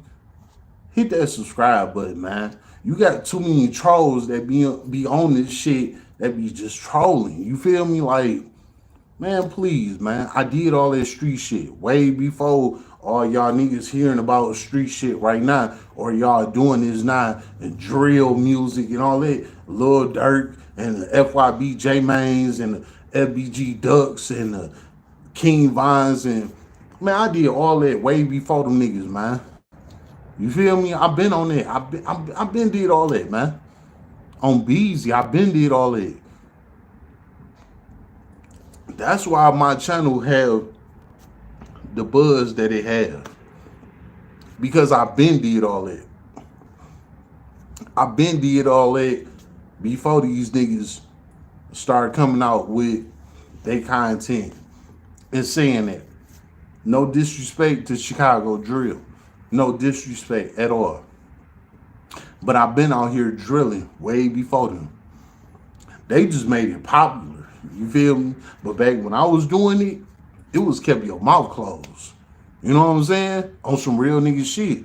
But since that shit is, damn. Hold up, that's the poet. Since it is accepted nowadays to talk about your stories and what you've been through and all of that, I'm just giving it to you now. If that shit wasn't accepted, trust me, I would not tell y'all about what I've been through. I wouldn't have told y'all. I'm a real street nigga. I've been through that. I've been did that. Like I said, all these little Durks and little Reeses and all that y'all listen to, man, I've been in the streets before them niggas jumped off the portage. On my kids, I've been there. I've been doing that. You know what I'm saying? Like on some real nigga shit. Detroit niggas, we been drilling way before. And I know them Chicago niggas, they been drilling before that, but they just had their rappers jump off the porch and say what they said and all of that. No disrespect. You know, shout out to Chicago. You feel me? But I'm just saying, like, I've been off the porch way before all this drill and all that shit that's going on. I've been off the porch, my nigga. I've been doing that. You feel me? So you talking about self-snitching and all that, like, come on, bro. I did my time. I got locked up. I ain't even got to my time yet. I'm just telling y'all how I got shot up. You feel me? So for you, Lance Morgan, jumping on my shit, being a lame, you showing that you don't know nothing.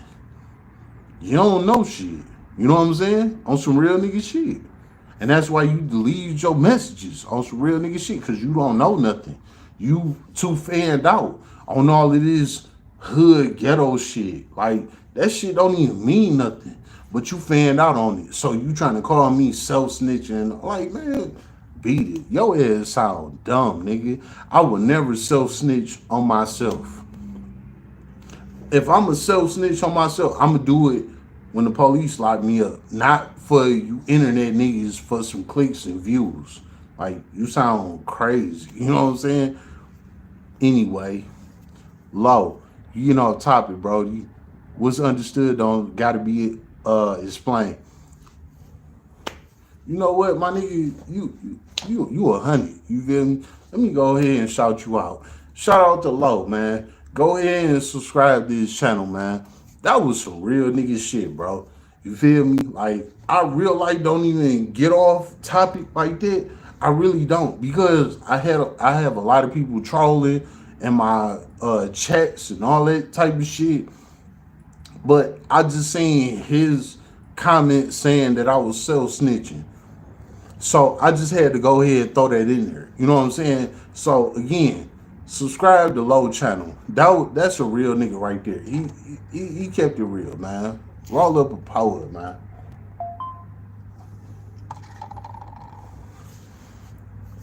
Now look, let me get back to it. So like I said, I pulled up on the block, right? When I pulled up on the block, right, I thought wasn't nobody on the block. But I gotta make a video about my block. Like my block was wild as hell like that. You know what I'm saying? It was always somebody on the block. When you thought it wasn't nobody on the block, it was always somebody on that bitch. You feel me? It was always somebody on the fucking block. Like it was what it was. So anyway, my little homie Dre, rest in peace, Dre. And like I said, if I merch anything on anything, I don't lie, especially on dead people. You feel me? And my nigga Dre dead and gone. But anyway, right? Dre's, hold up. That's the pull up. Hold up. Let that shit go down a little bit. I drunk a little bit too much. I don't want to crash out. Let me finish this live real quick. You know what I'm saying? All right. So look, right? When Dre seen me pull up on the block and that Charger that I got shot up in and all that, right? I buried that bitch in the driveway in between my neighbor house and my house, right? If you was on the block, you couldn't see the car because I parked that bitch right in between these two houses, right? I ran the crib, right? When I go in the crib, I call myself going there, taking a shower, putting on new clothes. You know, I'm looking at myself, making sure I'm good. You know what I'm saying? Common sense type of shit. You feel me? So I'm in there on that type of time, right? So I spent maybe a whole hour examining myself. Yeah, the hospital said that I was good, but nigga, I just got shot 7 times. So I gotta make sure that I'm good for myself. Fuck what the hospital said. I gotta make sure I'm good. You feel me? So I'm in the mirror analyzing myself for like a good hour after I took a shower. Look, that's another thing. Taking a shower after you get shot, dog. Don't get shot, man. I know that you don't plan on getting shot, but don't put yourself in a position to get shot because that's a whole nother lifestyle. You know what I'm saying? So anyway, after I got shot, I'm in the mirror examining myself. I took me a shower. It took me like 20 minutes, 20, 30 minutes to take a shower, to wise myself up. Or I was fucked up. You know what I'm saying? I could barely lift my arms up. I could barely move my move my legs. I'm fucked up. You know what I'm saying? Cool. I got my shower, right? You know what I'm saying? Hold up. 1 second.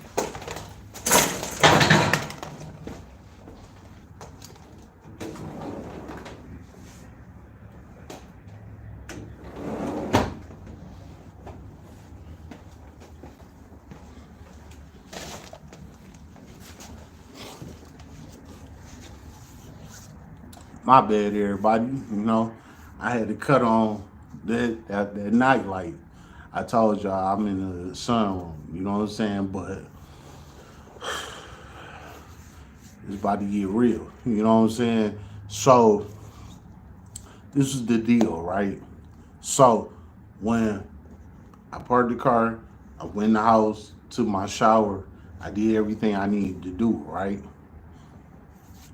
I thinking I'm about to come out, I'm about to jump in the car, I'm about to pull off. Even though it's bullet holes all in the car, I got a big ass cast on my arm, both my legs wrapped up in bandages, all of that. I'm thinking that I'm about to just come back out on the scene and live a good life. You know what I'm saying? Mind you, this is August. So, you know, it's hot as hell, the sun out. I'm like, damn, I'm about to pop out with the Charger. I just got shot up. I'm back out here. You feel me? Like, this is my mind frame back then. I was 21 at the time. You know what I'm saying? So I'm thinking, hey, I'm about to pop out. I took care of my business. I'm out here. You feel me? On BZ, that type of way. You feel me? So I took care of all that, right? I go ahead, I go back out to the car, right? I go get in the car. While I'm in the car, hold up, my bad, that's the poet. When I go jump in the car, right? My little homie Dre, rest in peace, Dre. Like I said, if I merge anything on anybody, especially a dead person, you know I'm not lying. I don't lie anyway. But if I merge anything on a dead person, I do not play with the dead. You feel me? So anyway, my homie Dre, when I went and jumped in the car, Dre was already in the passenger seat. The fuck going on? Like, I thought I parked this car in between these houses so could nobody on the block see the damn car. You know what I'm saying? But Dre was already on it. And that's just how my block rotated. You feel me? It was called Block Boys. So basically, Block Boys, it was always somebody on the block to watch the block type shit.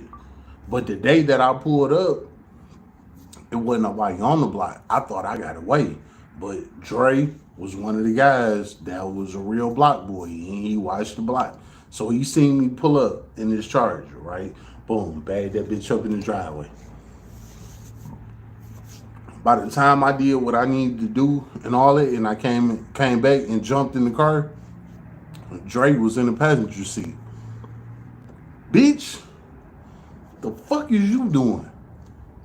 Why is you in this car? You know what I'm saying? This how I'm on with him. Man, bro, I seen you pull up. Whoop de whoop. You know what I'm saying? Where you get this car from? Like I said, that was like a Hellcat back then.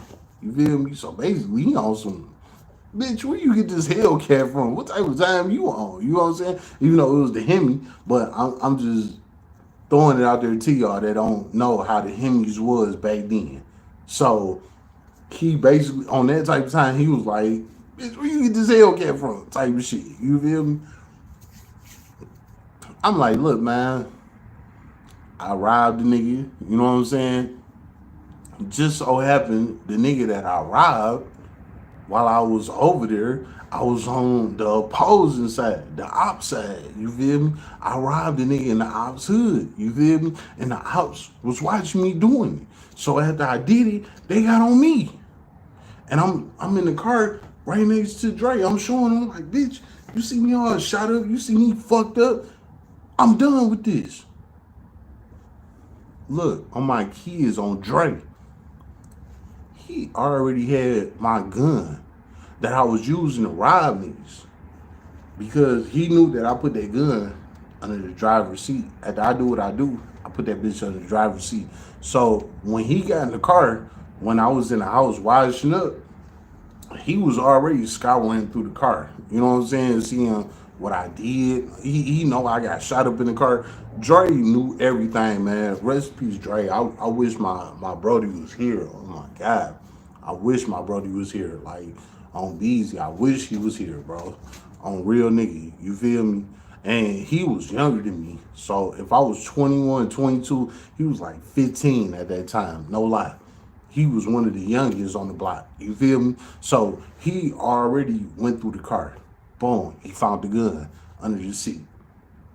So by the time I got in the car, he's sitting there in the passenger playing with it, dropping the clip, all that. You know, all that type of drill shit that you see niggas doing. Not been on it way back in the day. You feel me? So anyway, while he doing that, I'm telling him, I'm like, bitch, I got hit up, nigga.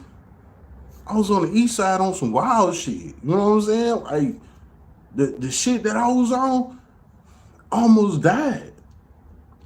I'm like, I had to save myself, bro. I'm like, them red zone niggas, they got on my ass. You feel me? I'm like, I'm over here trying to carjack some shit, trying to make this quick 5 bands.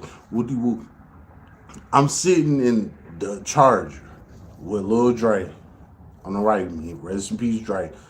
I'm sitting there telling him why he cocking the gun, playing with it, all that, blah, blah, blah, all that hood nigga shit. Why you playing with the gun? It was a Glock 19. Why you playing with that bitch, right? I'm telling you, I'm like, nigga, I almost died. You know what I'm saying? Like, I almost died for this damn car. You feel me? So I'm like, look, this is what I'm about to do. I'm like, I'm about to drop this car off to the chop shop. I'm done. We not, hold up. I'm like, we not doing no more of this hood nigga shit. Blah, blah, blah. That shit over with. We ain't doing no more of that. It's a wrap. We done with it. This is what I told Dre. Mind you, like I said, I'm like 21, 22. Dre like 15. He was one of the youngest on the block. But he was with the shits. You feel me? So I'm telling him, I'm like, look, it's over with. We done. Almost died behind this. You know what I'm saying? So we not doing this no more. It's a wrap on that. Man, look, Dre was like, all right, bro, I got you. Woody whoop, that's some real nigga shit. I see you fucked up. Woody whoop, he ain't doing that no more. Cool. I'm like, look, man, take that gun with you, man. Put that bitch in the crib just in case somebody break in on y'all or whatever. You got some protection, blah, blah, blah. Like, I'm done robbing. That game over with. Learn from me. I just got hit the fuck up. You know what I'm saying? On that type of time. Dre like, bro, I got you. Woo, woo. He cocked that bitch. Slapped fives with me. Woo, woo. We did all of that. He got out the car. He walked down the street. That was the last time I seen Lil Dre. After that, I pulled off in the Charger, right? I'm feeling like that nigga. I just got me a brand new Charger. You know what I'm saying? It's the Hemi. Like I said, back then that was before the Scat Packs and Hellcat. So basically using the Hellcat back then. So I was that nigga. And I just got shot up. I survived all that shit. I'm not laid up in the crib on some handicap shit. You know, none of that. I'm right back out here. So I got the music turned up. I'm feeling good. I'm smoking. All of that shit. I ain't about to lie to y'all. Like, I was turned up in a stolen car. Real nigga. You know? So what I do? I drove back to the east side. Right back to girl house. You know what I'm saying? I'm back over there with girl. She like, where you get this car from? Mind you, this is the same girl I was fucking with that was telling me to stop doing this shit. Me and her about to go down south to Kentucky, start a new life. All the same girl, right? She like, where you get this from? What you do? Woo, woo, woo. Bitch, you know what time it is. Why is you playing with me? You know what I'm saying? So I parked the car at her house. Me and her walked down the street. I told her what the fuck happened to me. You know what I'm saying? She like, look, it's over with. No more, none of that street shit. You done. It's a wrap. Me and you, we about to get up out of here. That's that. That's the type of time she was on. Like, she was fucking with me tough. And me and her, we only had like 2 months in. No. That's the poem. I'm tripping. We might have had like 2 weeks in. I said 2 months. We might have had like 2 weeks in. Literally. You know what I'm saying? And this is the type of time that she was on. She like, I'm about to save you from the streets. We about to get up out of here. You know what I'm saying? At that time, I never left the hood. So I'm thinking she just talking shit. Like, bitch, fuck you. You on some bullshit. So for that next week, the whole 7 days, from the time I got shot up to the time I went to jail, it was exactly 7 days, right? She trying to convince me to get out the streets. You know what I'm saying? Like, this street shit over with, is done. Let it go, right? This is what she was on. I'm like, listen, baby, you don't understand my lifestyle. You know what I'm saying? I'm a street nigga, dog. Like, it is what it is. I'm a street nigga, baby. Like, I can't let that go unless you got the money to get me out this lifestyle. I'm gonna keep on doing what I'm doing. And on top of that, I'm in your hood, beefing with the niggas that you live around. I'm beefing with these niggas. Me and my crew, we don't fuck with niggas in your hood. That's just what the fuck it is. Fuck all y'all. You know what I'm saying? And even though she was from that hood, but she wasn't on the type of time they was on. You feel me? So I'm just telling her, like, bitch, you already know what it is. And this is what she liked about me. She liked that high head shit. She liked that real nigga shit. I done made a video about this, how hood rats like street niggas. If you a street nigga, you gonna get some pussy. Because them hood rats, they like that shit, man. So don't think all that hood nigga shit ain't about nothing. Like, bro, there's bitches in the hood that love that shit. You know what I'm saying? Like,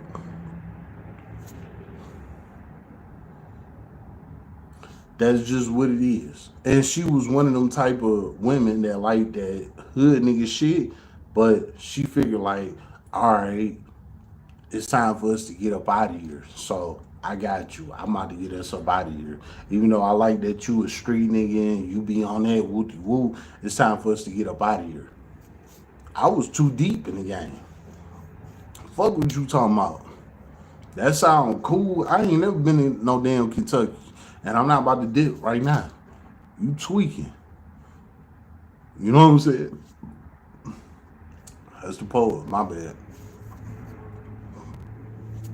Your ass tweaking. I'm not leaving the hood right now. I got ops over here. These niggas just tried to kill me.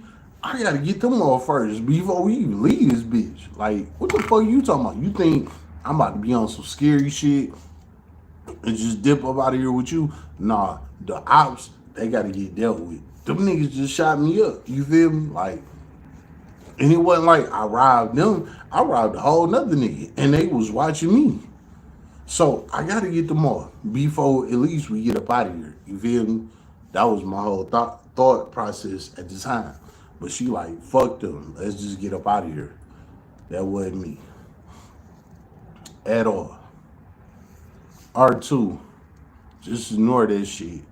Live streams, money trolls. It happens on my other YouTube channel. You right. Low key. You right.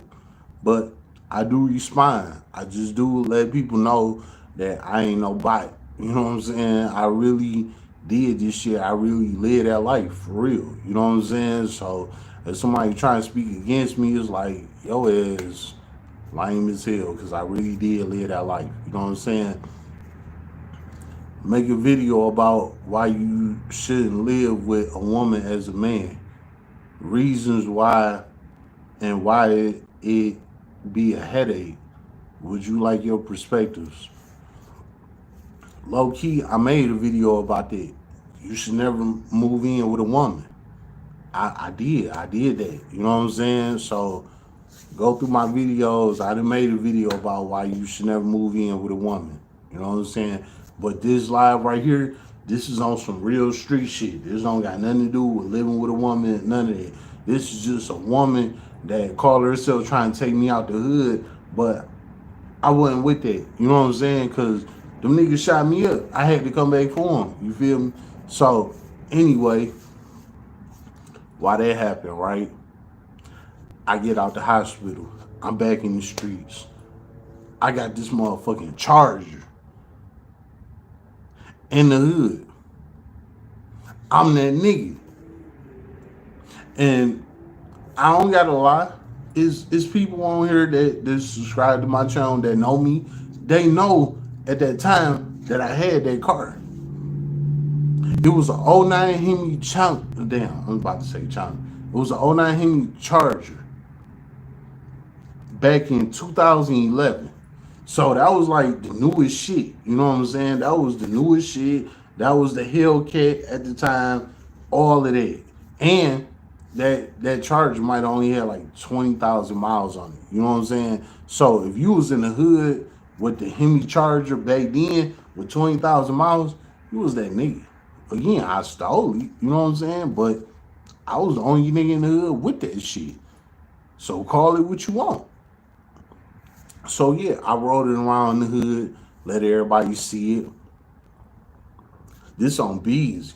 Niggas didn't jump in that car with me. We didn't went to the store, all of that. You know what I'm saying? So this ain't nothing I'm making up. It's niggas in the hood they can vouch for that. Like, yeah, bro had that. You know what I'm saying? And I'm not gloating, even though I stole it on some robbery shit. I'm not gloating. I'm just letting it be known that I had that at that type of time. Like, because I was on that type of time. I was trying to get paid. You feel me? So, anyway, I'm in the hood with the Charger, right? So, I hit my plug up. Psh, bitch, I got the car that you looking for. Where you at? Like, pull up to the shop. What you whoop? I come pull up, right? I ain't gonna hold you, right? On some real nigga shit. I'm not about to make it seem like this was all his fault or none of that. Like, this was 50-50. Real talk, right?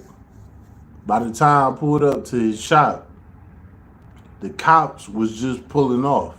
Detroit police was just pulling off from the shop. If y'all know anything about Detroit police, they are extortionists. They know that niggas in the hood be popping off and getting it on. Man, we ain't, you know what I'm saying? On some real nigga shit. We not even about to go there with Detroit police. They one of them. You feel me? So anyway, they was up there extortion and shit. You know what I'm saying? At the chop shop. So when I pulled up, I knew that I was gonna hear some shit that I didn't want to hear. So when I pull up in the damn Charger that I got shot up in, right? They like, look, bro, you can't take that car. It's too hot right now. Fuck you mean it's too hot, bitch? I almost died in this damn car. Take this shit. I don't want it. What the fuck is you talking about? I don't want this shit. You know what I'm saying? They like, nah, bro, we can't take it. You just seen the hood, just left this bitch. You know what I'm saying? Like, you gotta go. Get the fuck on. Why you playing? We don't know you. Get up out of here. Type shit. You know what I'm saying? And they gave me that look like, bitch, we don't know you. Get up out of here. On that type of time. So I'm sick. I'm like, oh, I gotta take this hot ass car with me. Not only I got shot up in this car for doing what I did, I got beef with the 7 Mile Bloods. And my life is on the line. I just got shot up 7 times. I'm sitting here with a big ass cast on my arm. My legs barely can move, you know. Don't nobody in the hood really know what the fuck I did except Dre. Rest in peace, Dre. You know. But I'm out here hanging on a limb, trying to make a quick $5,000. And the damn chop shop that told me to go get this shit told me I'm too hot. They told me I gotta fall back on them for like a week or two.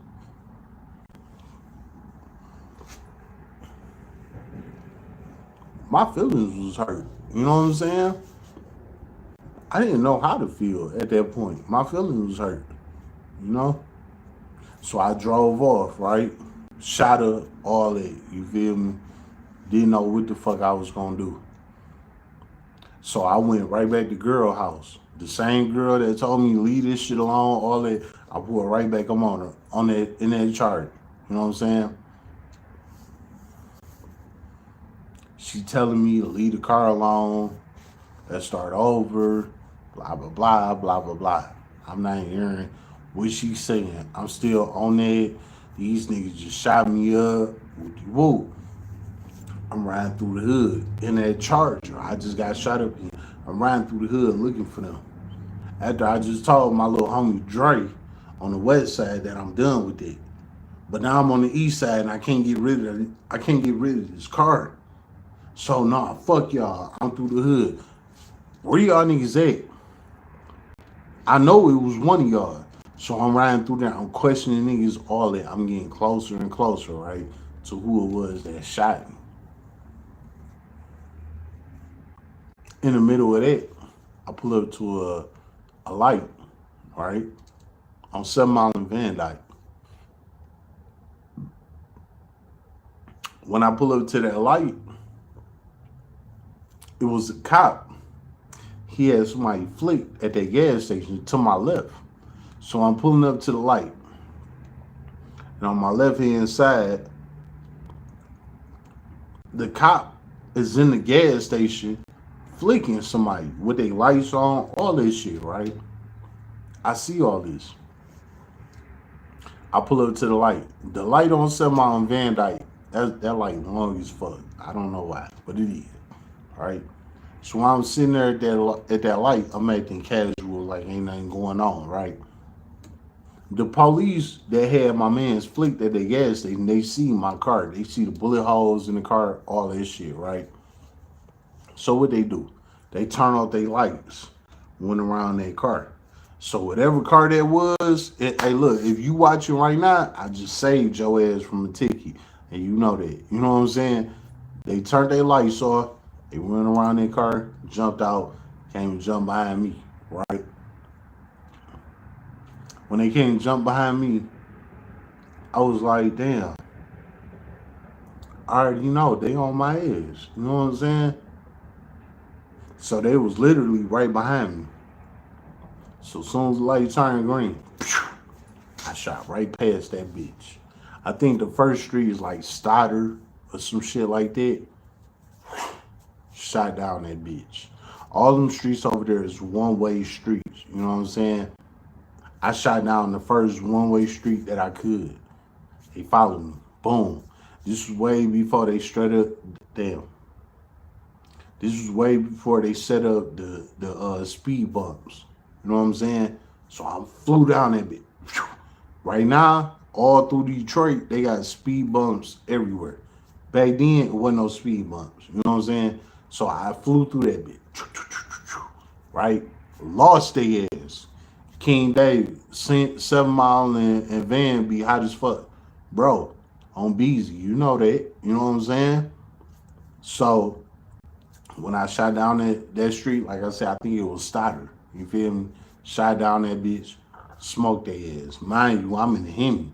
You know what I'm saying? Back then, the Hemis was the Hellcats. So I smoked the cops. Like, I was gone on their ass. You feel me? I hit a couple streets, boom, boom, boom. I was gone on them, right?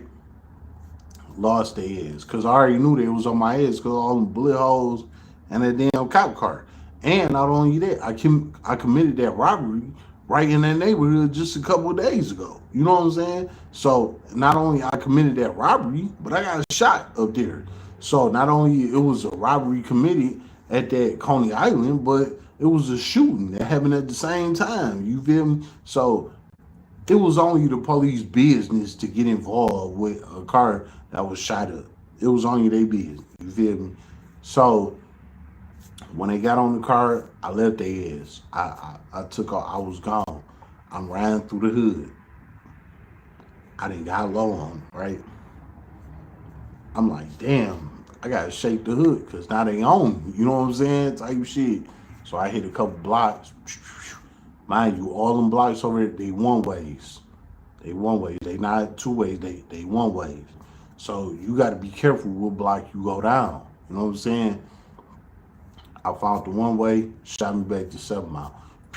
I shot down that block, right? I lost the hook. I'm thinking I'm good. Shot down that one way, right back to 7 Mile, right? I get back to 7 Mile. 1 second, I'll tell you, that's the poet. You know what I'm saying? Give me a second. So, shot down that block. I don't remember what block it was. I don't. Shot down that block, got me back to 7 Mile, right? I get down there.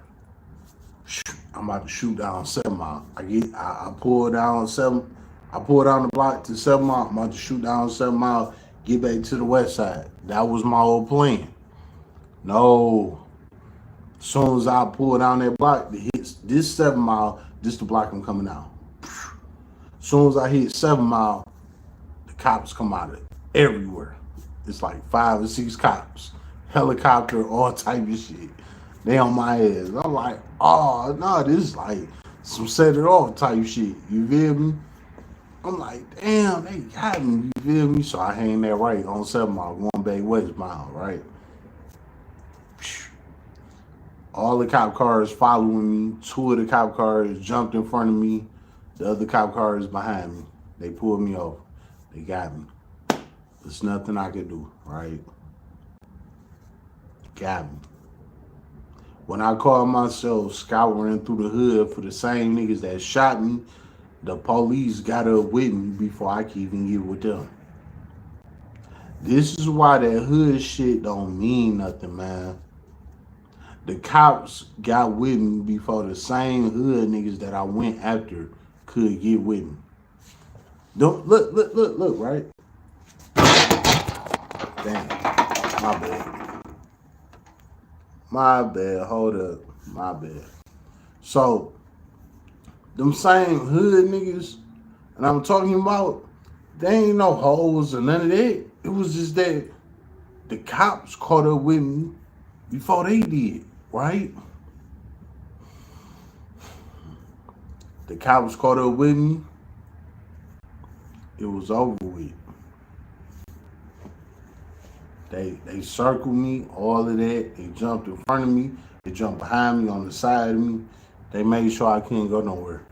And on East 7 Mile is it's a one-way. It's basically a one-way street. It's one way people drive westbound. It's one way people drive eastbound. It ain't like it's like 2 or 3 lanes and none of that. You know what I'm saying? So the boys got me on East 7 Mile, pulled me over, took me in jail. Right? I went to jail.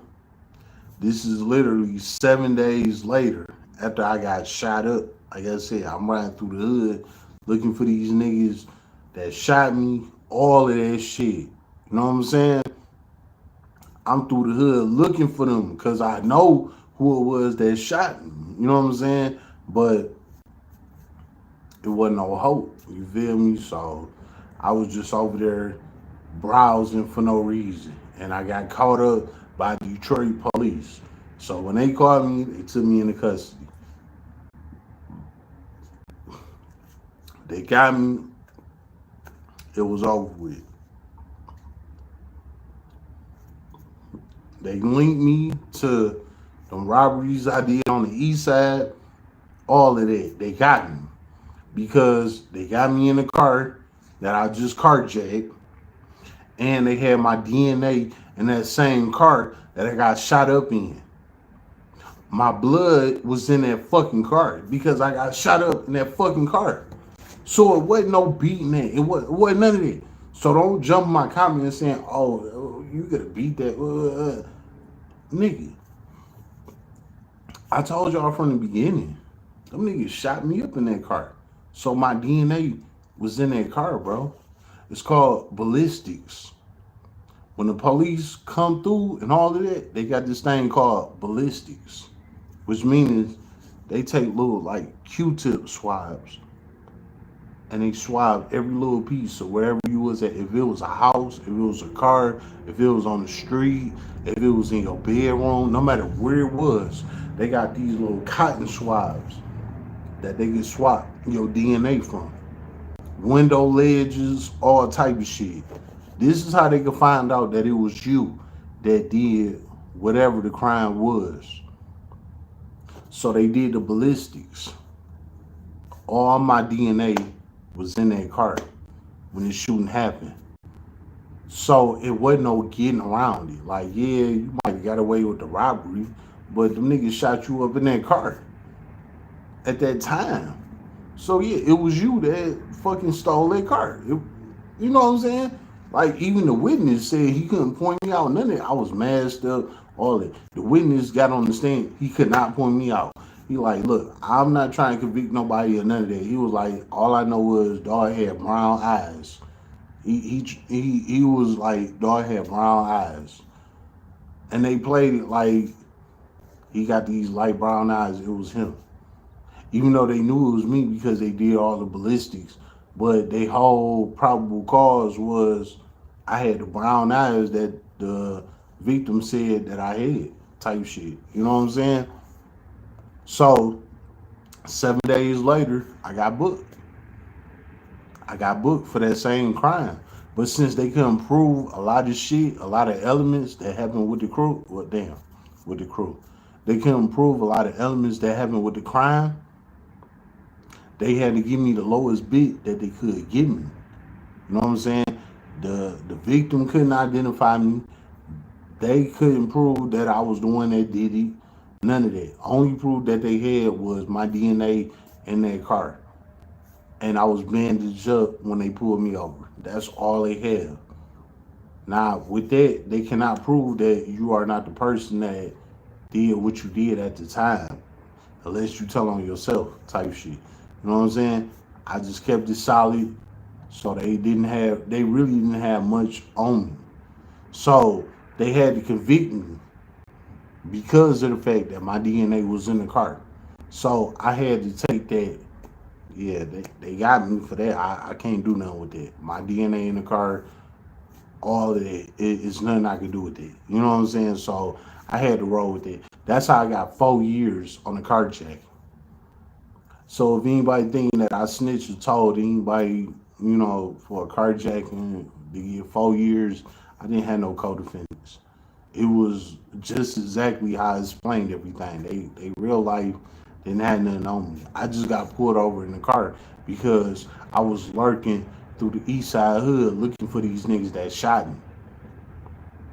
If I wouldn't have did that, I would have got off. I would have never did my 4 years. You know what I'm saying?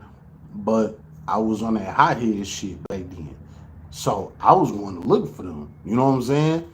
Boom. They pulled me over in the same car that I got shot up in, that I carjacked. They linked my DNA to it. That's how it happened. You know what I'm saying?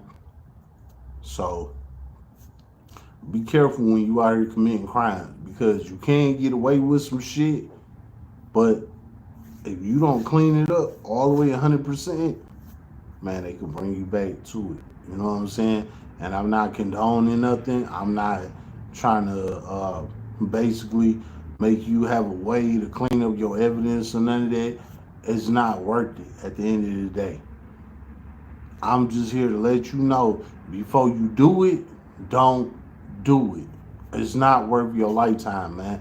Your freedom is the most precious thing that you can have. No matter how broke you was, you know what I'm saying, or what you got going on, look, let that shit go, man. Fuck it. Start over. Because prison, that is the real life, low life. And you don't want to be a part of that. I'm telling you right now, it's a real street nigga to a real street nigga. You do not want that. You know what I'm saying? So whatever it is you got going on, give it up right now, my nigga. Give it up. Fuck you. You did that. You know who you is. You got your respect. Blah, blah, blah, blah, blah. Whatever the fuck it is. Drop whatever you got going on right now. Go get a job. Go work at McDonald's. I don't give a fuck. So what? Let everybody laugh at you. Let everybody talk about you. So the fuck what? You got your freedom, my nigga. Because guess what? If you do that hood shit and get locked up and go to prison forever and all of that, yeah, it's gonna be coming in. Yeah, free my nigga here, real nigga. Blah, blah, blah. Guess what? All of them other people gonna say your ass a goofy. They not gonna care about you. They not about to sing you nothing. They not about to come visit you. They ain't gonna do none of that.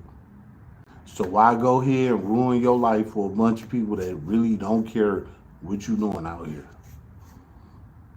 So the best thing you could do after everything you heard me just say, if you still in that same boat, just go get a job. Fuck it. Stack you up some money, live you a good life, get out the way. King David, you was too high riding in that high. Hold up. My bad. Let me back it up. You was too high riding in that shot up Hemi. Can you tell you was on them boys top for real, for real? Listen, bro. I swear to God, bro. I was the hottest nigga in the city, man. I ain't give a fuck about nothing. I was on it. And I wasn't no rapper. I wasn't no trapper. I wasn't none of that. You feel me? Like, I was just a nigga from the streets that was on it. You feel me? So I'm just here to get a story like how it happened.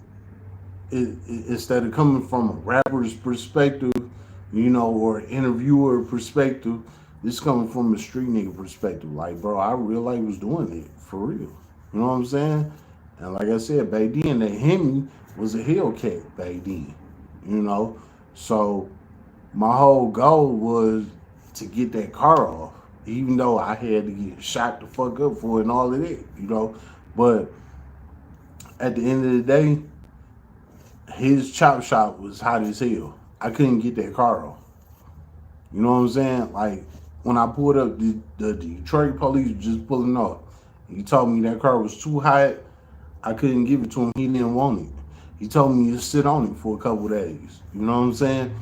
And that's how I got caught up. Instead of just parking that car at home for a couple of days and bringing it back a couple of days later at this chop shop, you know, cool down or whatever, I kept driving around. I kept riding around the hood looking for them niggas that tried to kill me, even though I knew who it was. I don't know exactly the niggas that did it, but I knew they crew. It was one of them red zone niggas from that hood. I knew it was one of them. So I was on that type of time. I was trying to find them. You know what I'm saying? I'm pulling up on niggas in that same truck. I got shot up in all that. I'm like, where your man's at? Where your man's at? I'm looking for him. Where they at? Niggas, bro, I ain't seen them. I don't know who you talking about. Yeah.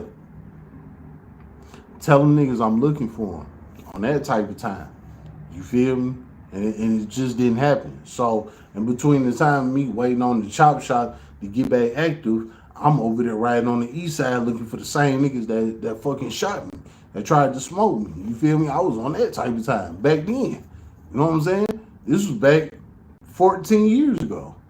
So I was in my early 20s. I'm in my mid 30s now. You know what I'm saying? My early 20s, I was on it. So I didn't care about going to prison and then I'm like, man, these niggas just tried to kill me. I'm about to get y'all niggas. And I'm pulling up on all your homeboys. Yeah. And all of them was changing faces. Like, bro, we don't know where them niggas at. We heard them niggas did. We heard they did some shooting that night. We don't know who it was. Whoa. Oh yeah.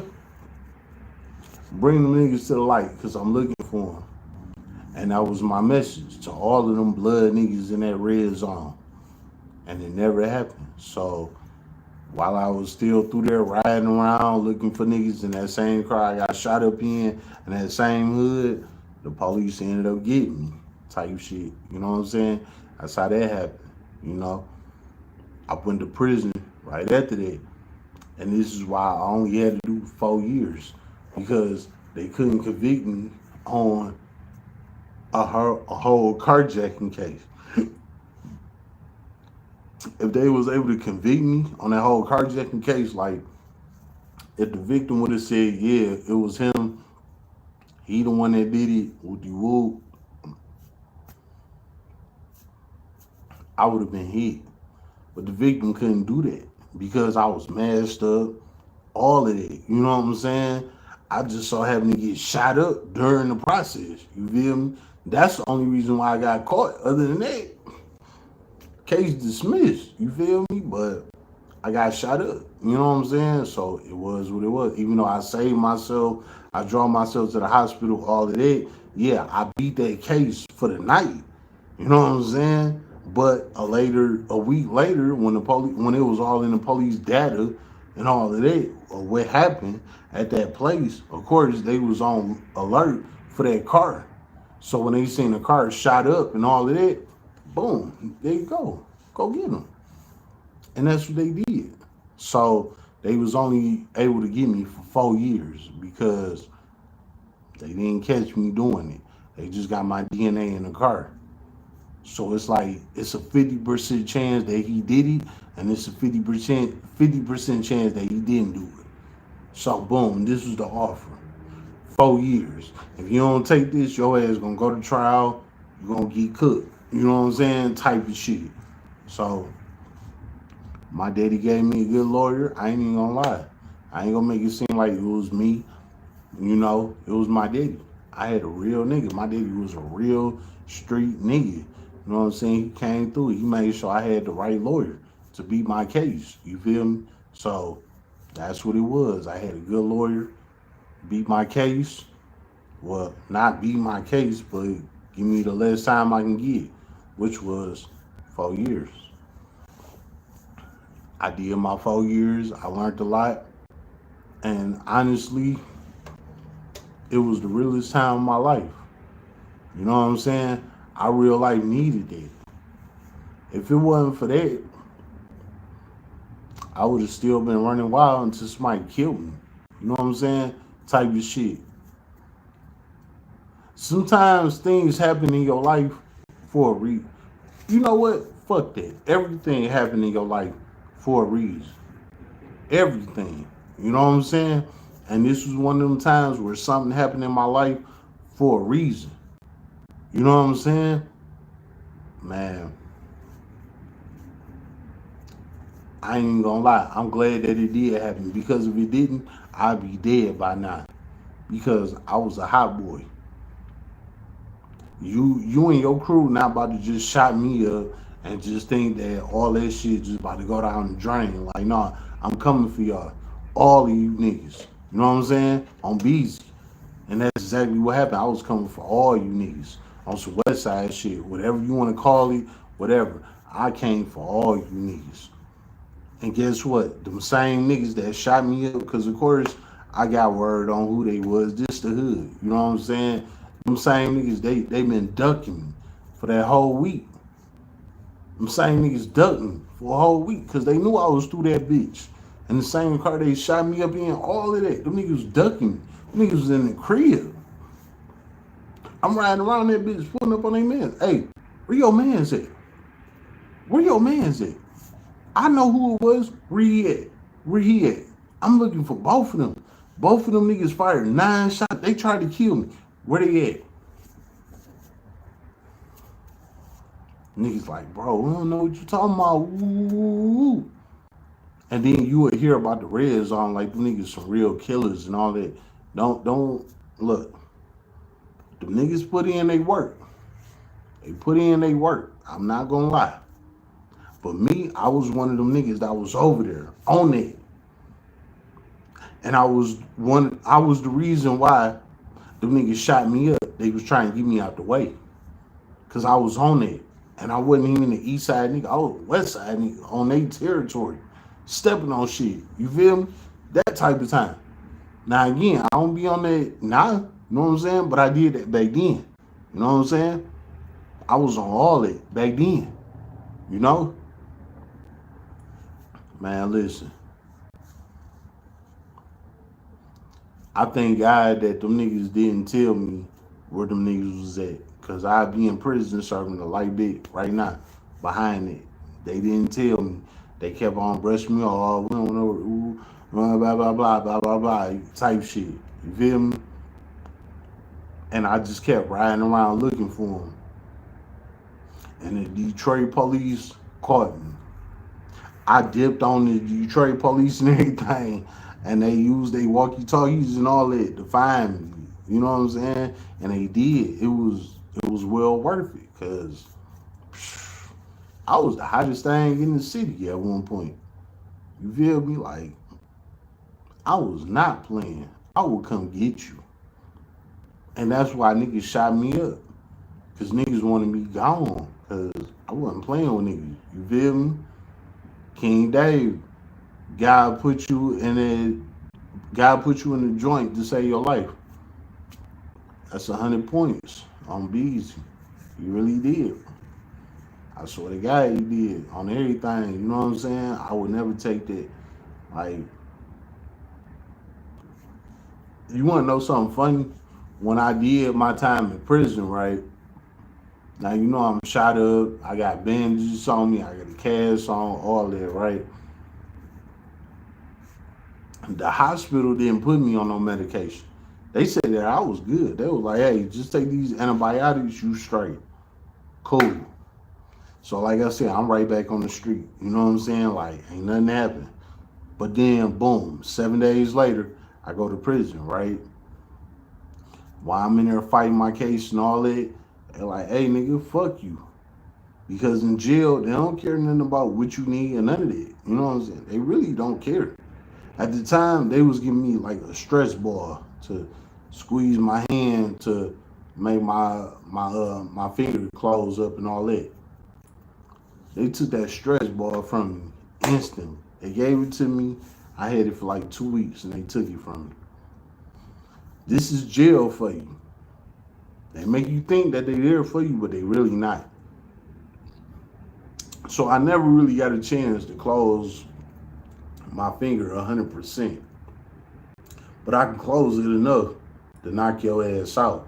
I just can't close it enough like my other fingers. You know what I'm saying? Like it only closed so much type shit. You feel me? But that's prison for you. You feel me? So I had to heal myself the whole time that I was in the joint. And that's why I gave y'all all my prison stories. But this right here, this was about me getting shot up and why I got shot up. You know what I'm saying? I ain't get shot up because I was an innocent bystander or none of that. Nah, I got hit the fuck up because I was gangbanging. I was in the streets. I was on it. I was doing all of it. You know what I'm saying? And my time caught up to me. And I don't regret that. None of that. And the two bullets that I told y'all that was stuck in my legs, both of them bullets came out. God working mysterious way. Both of them bullets came out my legs. One of them came out while I was in prison in my left leg, right? That bullet was sitting like on the top of my leg, like where you could see it, you know. Like you didn't have to pull my pants down it was sitting right there, you know. I went to take a shower one night. It was a big ass bubble like formed up on my leg while I'm taking the shower, right? The damn bubble just itching like a motherfucker. I'm just scratching that shit. Poof! The damn bubble exploded. When the bubble exploded, the bullet fragment, it fell on my leg and went down and hit my foot. I will never forget that feeling, how that bullet fragment hit my foot. You know what I'm saying? In prison. When that shit happened, as soon as it happened, my leg instantly healed. You know what I'm saying? It instantly healed.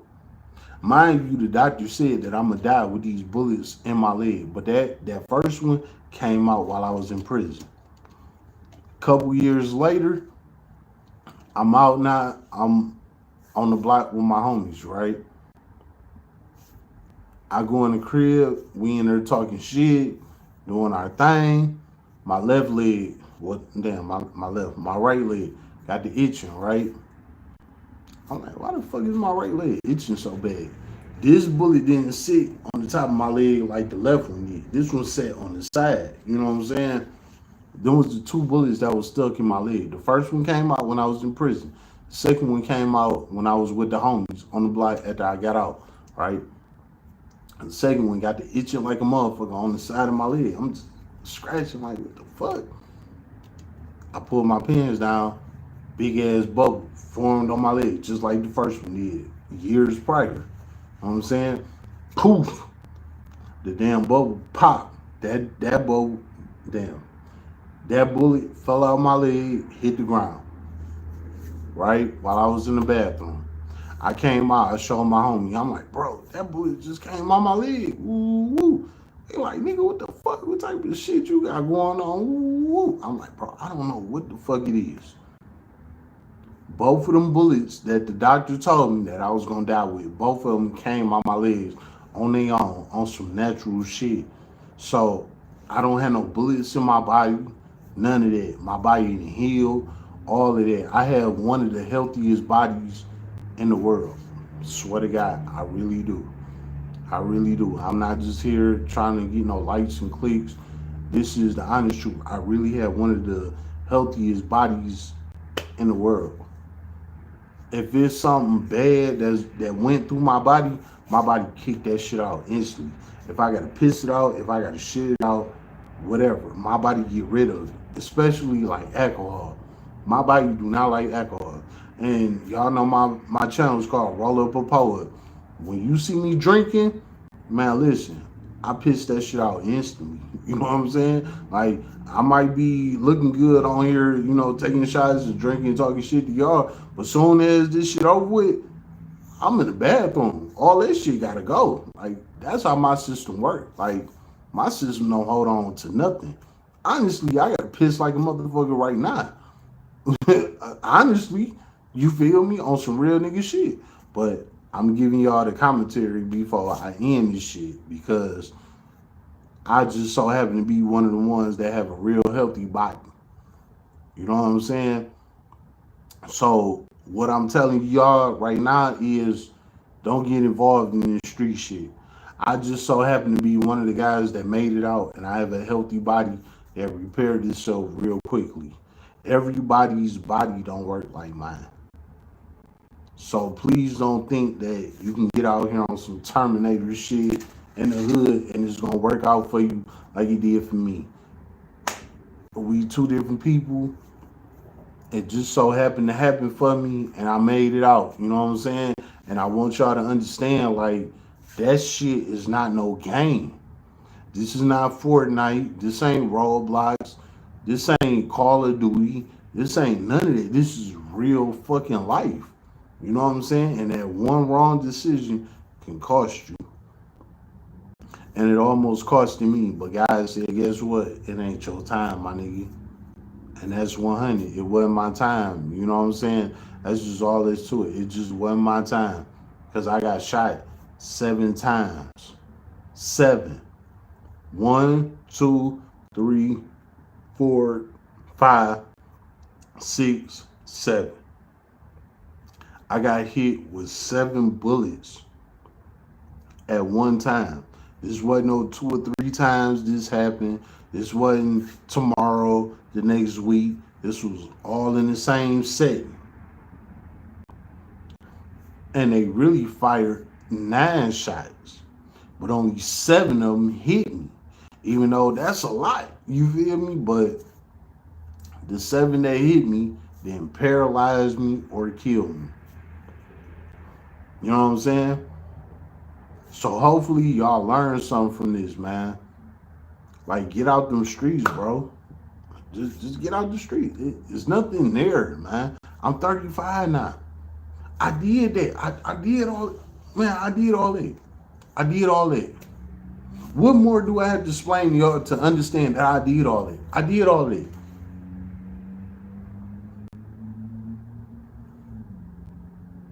I did all of that. That shit don't mean nothing. It don't mean shit. It don't give you nothing in life. It don't give you no benefits. It don't take you nowhere. It don't give you no life support. It don't do nothing for you. It don't do shit. All that it do for you is that some broke ass niggas in the hood say, oh yeah, he a street nigga. Yeah, he did that. He was cut like that. He one of the guys and all of that. Well, that's all it give you. But you had to go through the fire. You got scars, you got bullet holes, you got time you did in prison, you got people that you done lost out here, you know what I'm saying? You got money that you never made, all of that. For claiming this street shit, just for a couple of broke ass niggas in the hood to say you certified. When it's millions of people out here that don't give a fuck about that. Billions and billions of people out here that don't give a fuck about none of that. And them the ones that's gonna make you rich. This is what I had to learn. Like, I was one of them. I was stuck in the hood. Like, oh yeah, I need that validation from these 30 niggas saying I'm a real street nigga. Until I really understood, like, it's a whole world out here. Fuck them niggas. Them niggas some bums. Them niggas don't got nothing going on. Them niggas ain't doing shit. That's why I'm here to tell y'all my story. Like, if you in the hood right now, listen to me, my nigga. Them 30 niggas that you listening to, your big homies, your little homies, the homies in between, man, them niggas some hoes. Fuck them bum ass niggas. Bro, it's a whole world out here. Bro, it's women out here that love you, my nigga.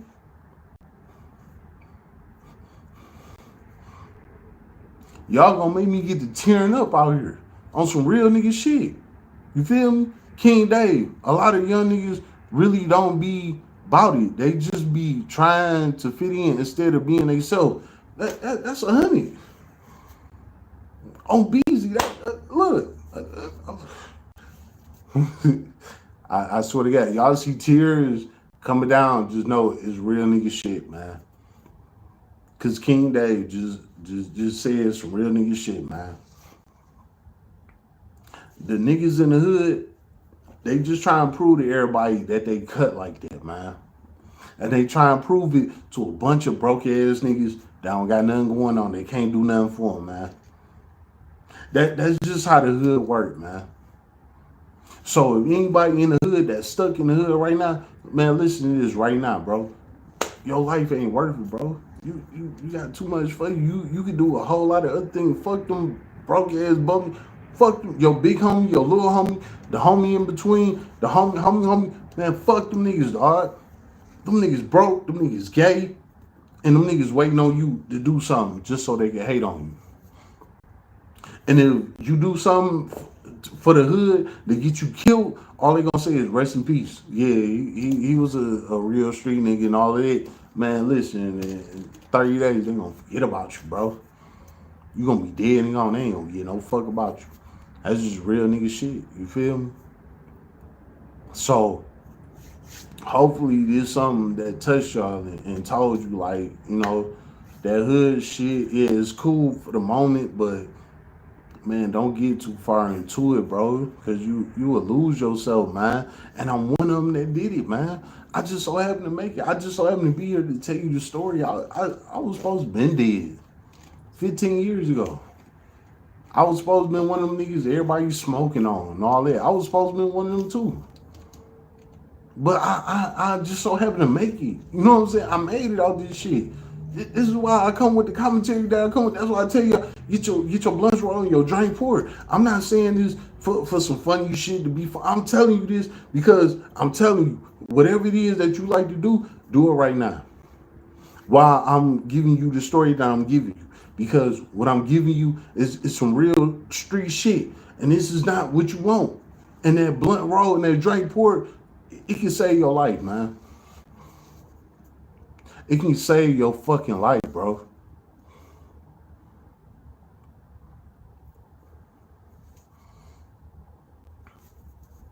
You know what? I was the only sibling for 10 years. And then I had a little brother 10 years later. And I ain't even about to speak on him. Fuck that nigga. You know what I'm saying? So basically, I grew up by myself. And I had to grow up in the trenches by myself. My daddy was a gang member of the YBI, which is Young Boys Incorporated. They was the hot niggas back in the 80s and the 90s, way before BMF and all that shit. They was them niggas. My daddy was one of them. So when he had me, he wanted me to be a real hood nigga.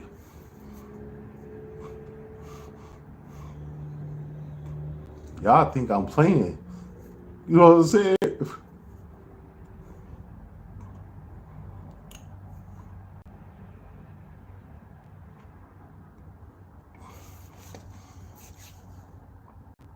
I grew up in this shit, man. I didn't drop 2 tears. I just dropped 2 tears.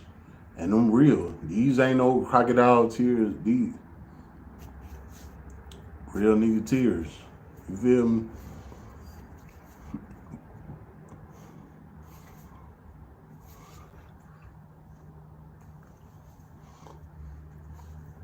A lot of YouTubers ain't gonna give you that. They don't know nothing about that. They really wasn't raised like that. They really giving you commentary off of other people's lives.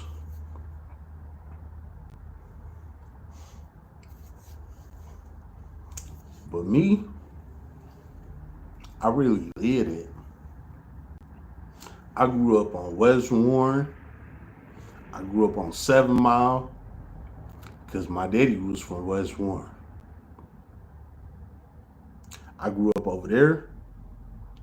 I got my ass beat every day by his homeboys.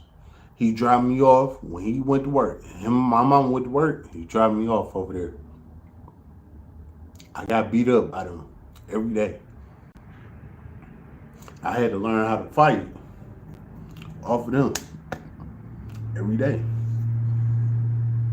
Then they raised me on 7 Mile, where I told y'all, by the time we was 10 years old, we all had our own gangs. So I grew up in 2 treacherous ass neighborhoods, you feel me, for no damn reason. When I didn't have to grow up like that, but I did, because my daddy, he didn't.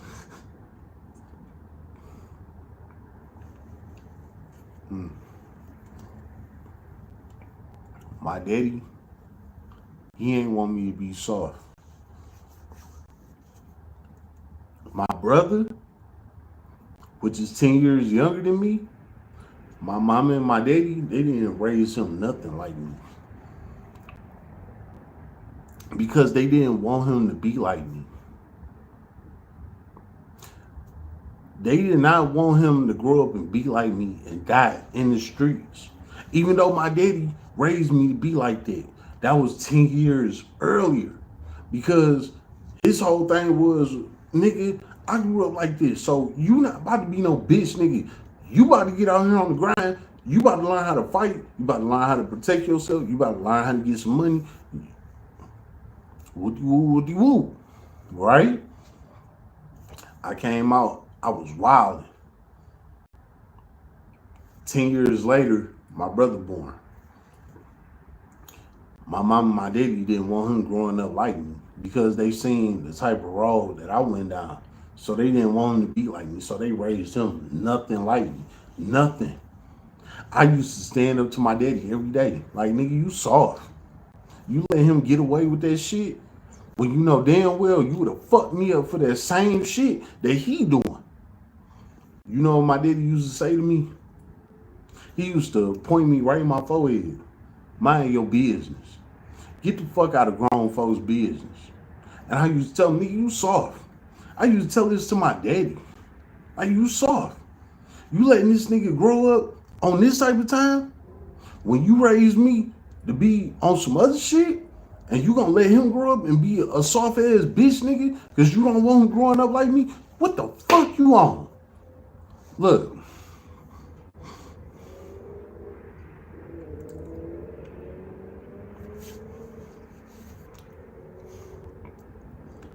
My daddy been gone since 2013. That's 12 years. I would never lie on my daddy. My daddy dead and gone. He died while I was in prison. I would never lie on my daddy. He was the realest nigga I had in my life. And before I went to prison, I used to tell him all the time, you soft. I used to tell this to my daddy. Mind you, he was an original YBI member. He was in the street way before I was even born. And I used to tell him, you soft.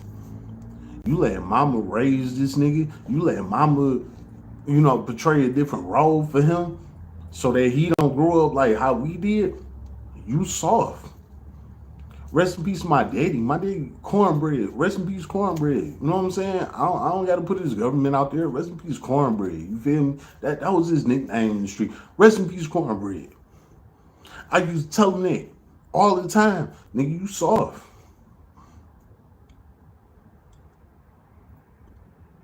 You letting this nigga grow up a whole nother way because you don't want him growing up the way I did. You soft. And man, my daddy hated that shit. He did. Because he knew what I was saying was real at the same time, but he didn't want my brother to grow up the same way that I did.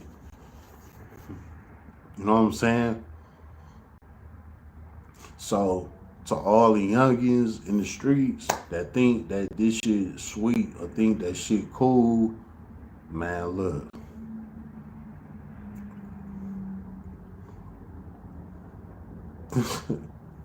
This street shit is real temporary, my nigga. Really, it really is, man. I ride through my neighborhoods where I grew up and all of that. The hood is dead. Them same niggas that I grew up under, them niggas dead or in jail. And if it is a couple of that's left, niggas got jobs, man. Niggas got jobs, they got women, they got kids, they living their life. You feel me? Like, don't nobody do this street shit forever, man. This street shit, look, I'm gonna be real, man. This street shit might last from like 15 to about 30, 40 at the latest. You know what I'm saying? So you might have got about 15 to 20 years of doing this shit. After that, you and your crew, y'all bumped. Because it's a crew of young niggas, a bunch of y'all that's coming up. And y'all niggas, y'all got to get off the block. Y'all have to, it's over with. Y'all time came with it.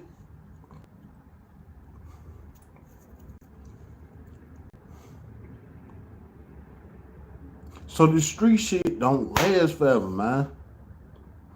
When I was coming up, the street niggas that was above me, I told y'all about John Brown. Look up John Brown on your YouTube. John Brown, he's a singer now. He got a couple of songs or whatever. I don't know. I ain't in all it. I ain't looked up all his songs. I just know that's what he did. But John Brown was from my block. He was one of my OGs that raised me. My daddy told him, hey, look, this is my son growing up on the block. Get that nigga together. And John Brown did that. That nigga used to bully me, all of that. He was a real street nigga. He used to run up and down the street in his cleats, football, equipment, all of that shit. You know what I'm saying? He was on all of that. And my daddy stamped him because he was the realest nigga on the block. My daddy stamped him, hey, get my son together.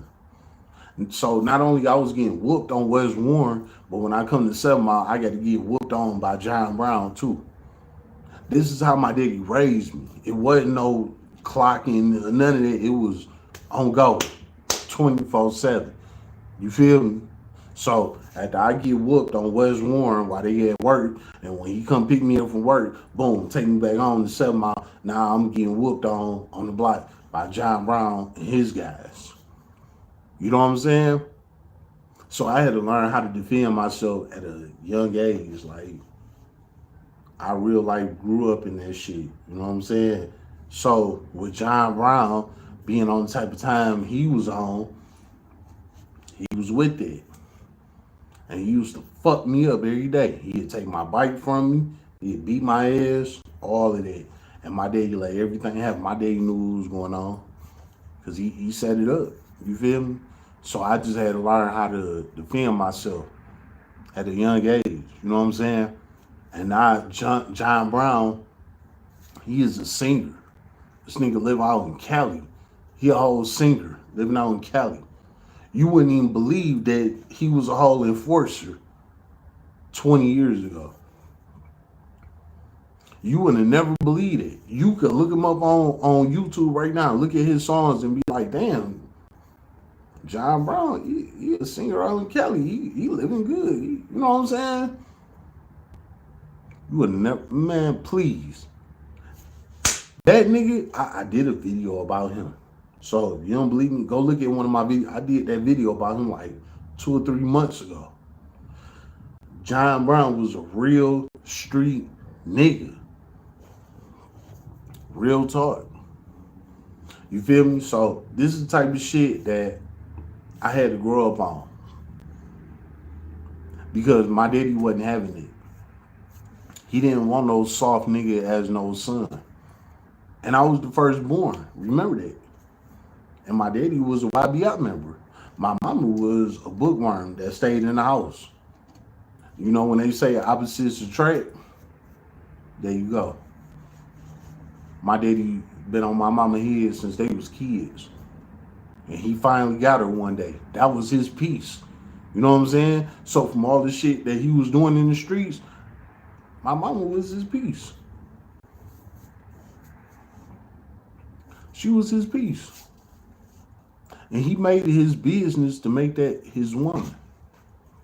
He got with her, he married her, had kids with her, moved in with her, became a whole father, all of that. So this wasn't, you know, one of them, when can you say, a Pookie situation. This wasn't that at all. At all. My daddy literally been there my whole life. And he was the original gangbanger. You know what I'm saying? So this is where I came from. I came from him. You feel me? So me getting shot up and robbing shit and all that, it came from a tree. It wasn't something that I just made up. This whole life, this wasn't nothing about nothing that I made up. This was a long time coming. You know what I'm saying? It was just the way how I played it out. This was a long time coming. You feel me? And my daddy, he died from a heart attack in his sleep. He never had no health problems, never nothing wrong with him, none of that shit. You feel me? He just laid down in the bed with my mama one night and didn't get back up. And this is why I was in prison. So I had to deal with that while I was in prison. You feel me? Like a nigga that been there my whole life. And a lot of people, they never even had their daddies. My daddy been there my whole life. He trained me, he put me through shit, all of that. You know what I'm saying? And I taught them the same day that he went out. But it wasn't about no street shit. It was just about learning how to defend yourself. My daddy might have presented it in a manner that he shouldn't have, but this is how he knew how to present himself to, here, you need to learn how to protect yourself, son. You need to learn how to defend yourself, son. You got a whole world out there against you, son.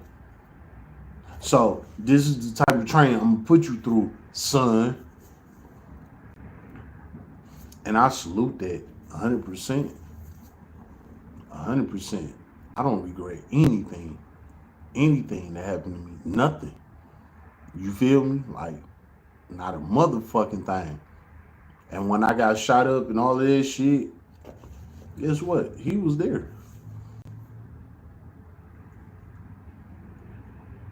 He was there. He knew when I got shot up and all that shit. Oh, look. When I got shot up, he was the first one I called. And he like, damn, you laid up in the hospital bed, you just got hit up. Whoa. It's like 4 in the morning when I'm calling him, laid up in the hospital bed. You know what I'm saying? He in the bed asleep. I woke him up out of sleep. I'm calling.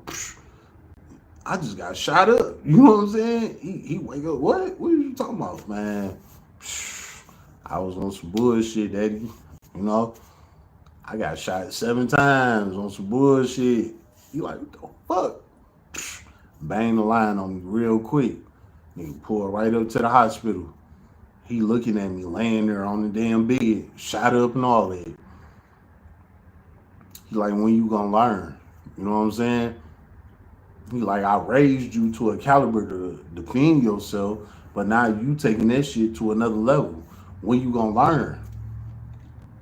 This is my daddy standing over me after I got shot up. He like, nigga, you know that I was one of the YBI top guns. Now you see me, my daddy, look, my daddy changed his life for me. My daddy was a gangbanging drug dealer. When my mama said, hey, look, we out of here. We ain't doing this no more. We moving to 7 Mile, where it's nice at over there. At the time, 7 Mile was a nice neighborhood. You feel me? Not that bitch, the trenches. You know what I'm saying? But back in the early 90s, 7 Mile was a nice neighborhood. And my mama found the house over there and moved over there, type of shit. Because my mama always been a bookworm. She always been real smart. She always stayed in the house. But my daddy grew up in the hood with my mama, so he always knew my mama. You know what I'm saying? But he was in the streets and my mama was in the crib. So his whole thing was, I'm gonna get her one of these days. And that's what he did. He got my mama one of these days. It happened. You know what I'm saying? So he got her. Boom. They had me.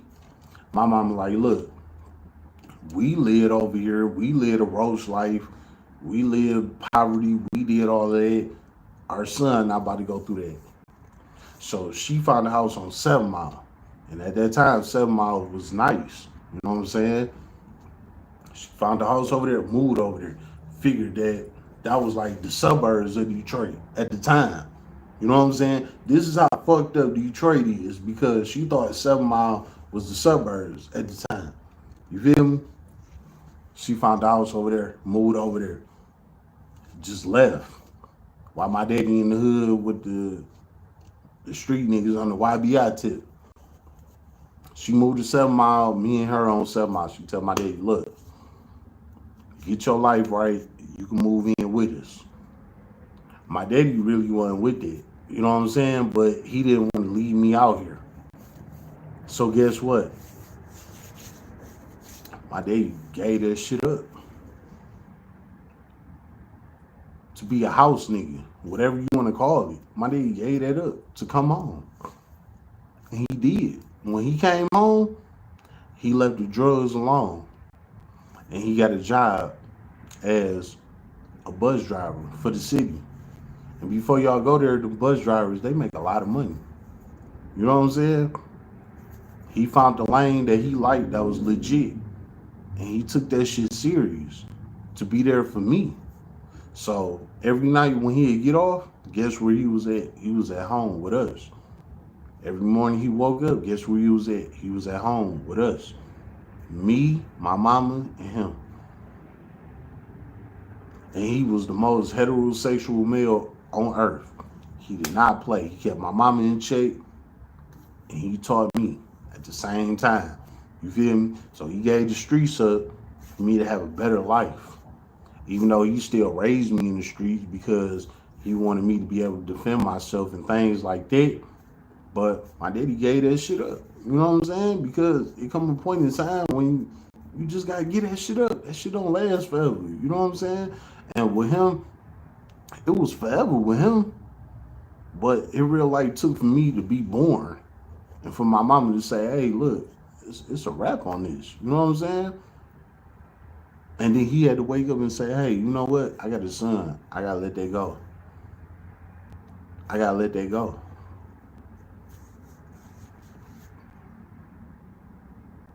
He let that go, but he still wanted me to learn from that lifestyle. He like, look, nigga, yeah, we out of that, but you gotta learn how to defend for yourself. I only can be there for you for so long. You gotta do for you. So every morning when they'd go to work, they'd drop not them, not my mama, him, my daddy. He'd drop me off on West Warren in the hood with his homeboys. They was in their early 20s back then. He'd drop me off over there every fucking morning. I'm 5, 6 years old. Don't know nothing. Them niggas will beat my ass every fucking day. And I'm gonna do a video about this, about why I don't lose fights. You know what I'm saying? Like, I done told y'all before, I don't lose fights. I whoop everybody that I have a problem with. And this is why. You know what I'm saying? He'd drop me over there in the dungeon with the gangsters every fucking day. And they will beat my ass every day at 5 or 6 years old. They didn't care. My daddy had all this shit set up, man. Shout out to my daddy one more time. You know what I'm saying? Rest in peace to my daddy, man. Shout out to him one more time, for real. And he'd drop me off over there with them every day. While they go to work. While they do their 8 hours at work, I'm over there on West Warren, getting beat up, training. All I'm with the Gorillas. You think I'd be in the house, playing Nintendo 64, smiling, eating snacks, and all of that type of shit? Nah, nigga, I'm outside with the grown-ups, and I'm getting beat up. Every time one of them get mad about something, they come hit me in my shit. That didn't have nothing to do with me.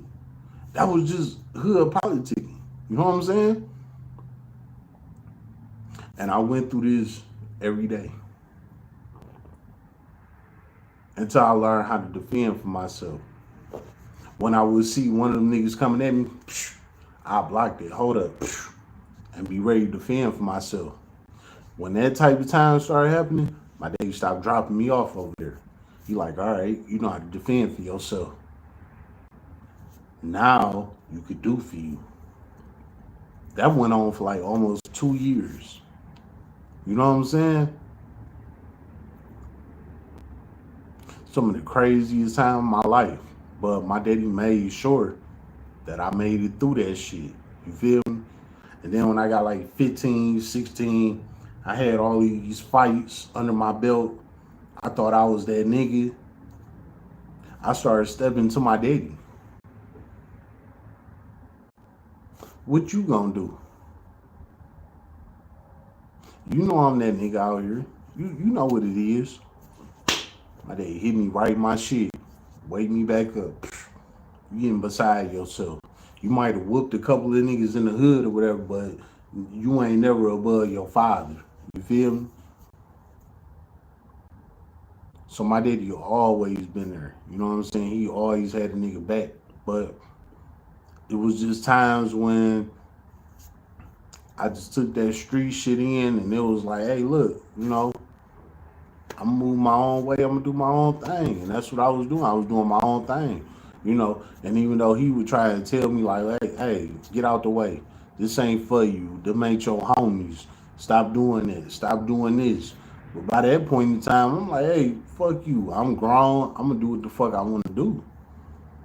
You know what I'm saying? I'm like 17, 18 at the time. I'm like, man, I'm grown. I'm gonna do whatever the fuck I wanna do. I got my crew, my niggas loyal, blah, blah, blah. We about to do this, we about to do that. My daddy even told me a couple of times, them not your niggas.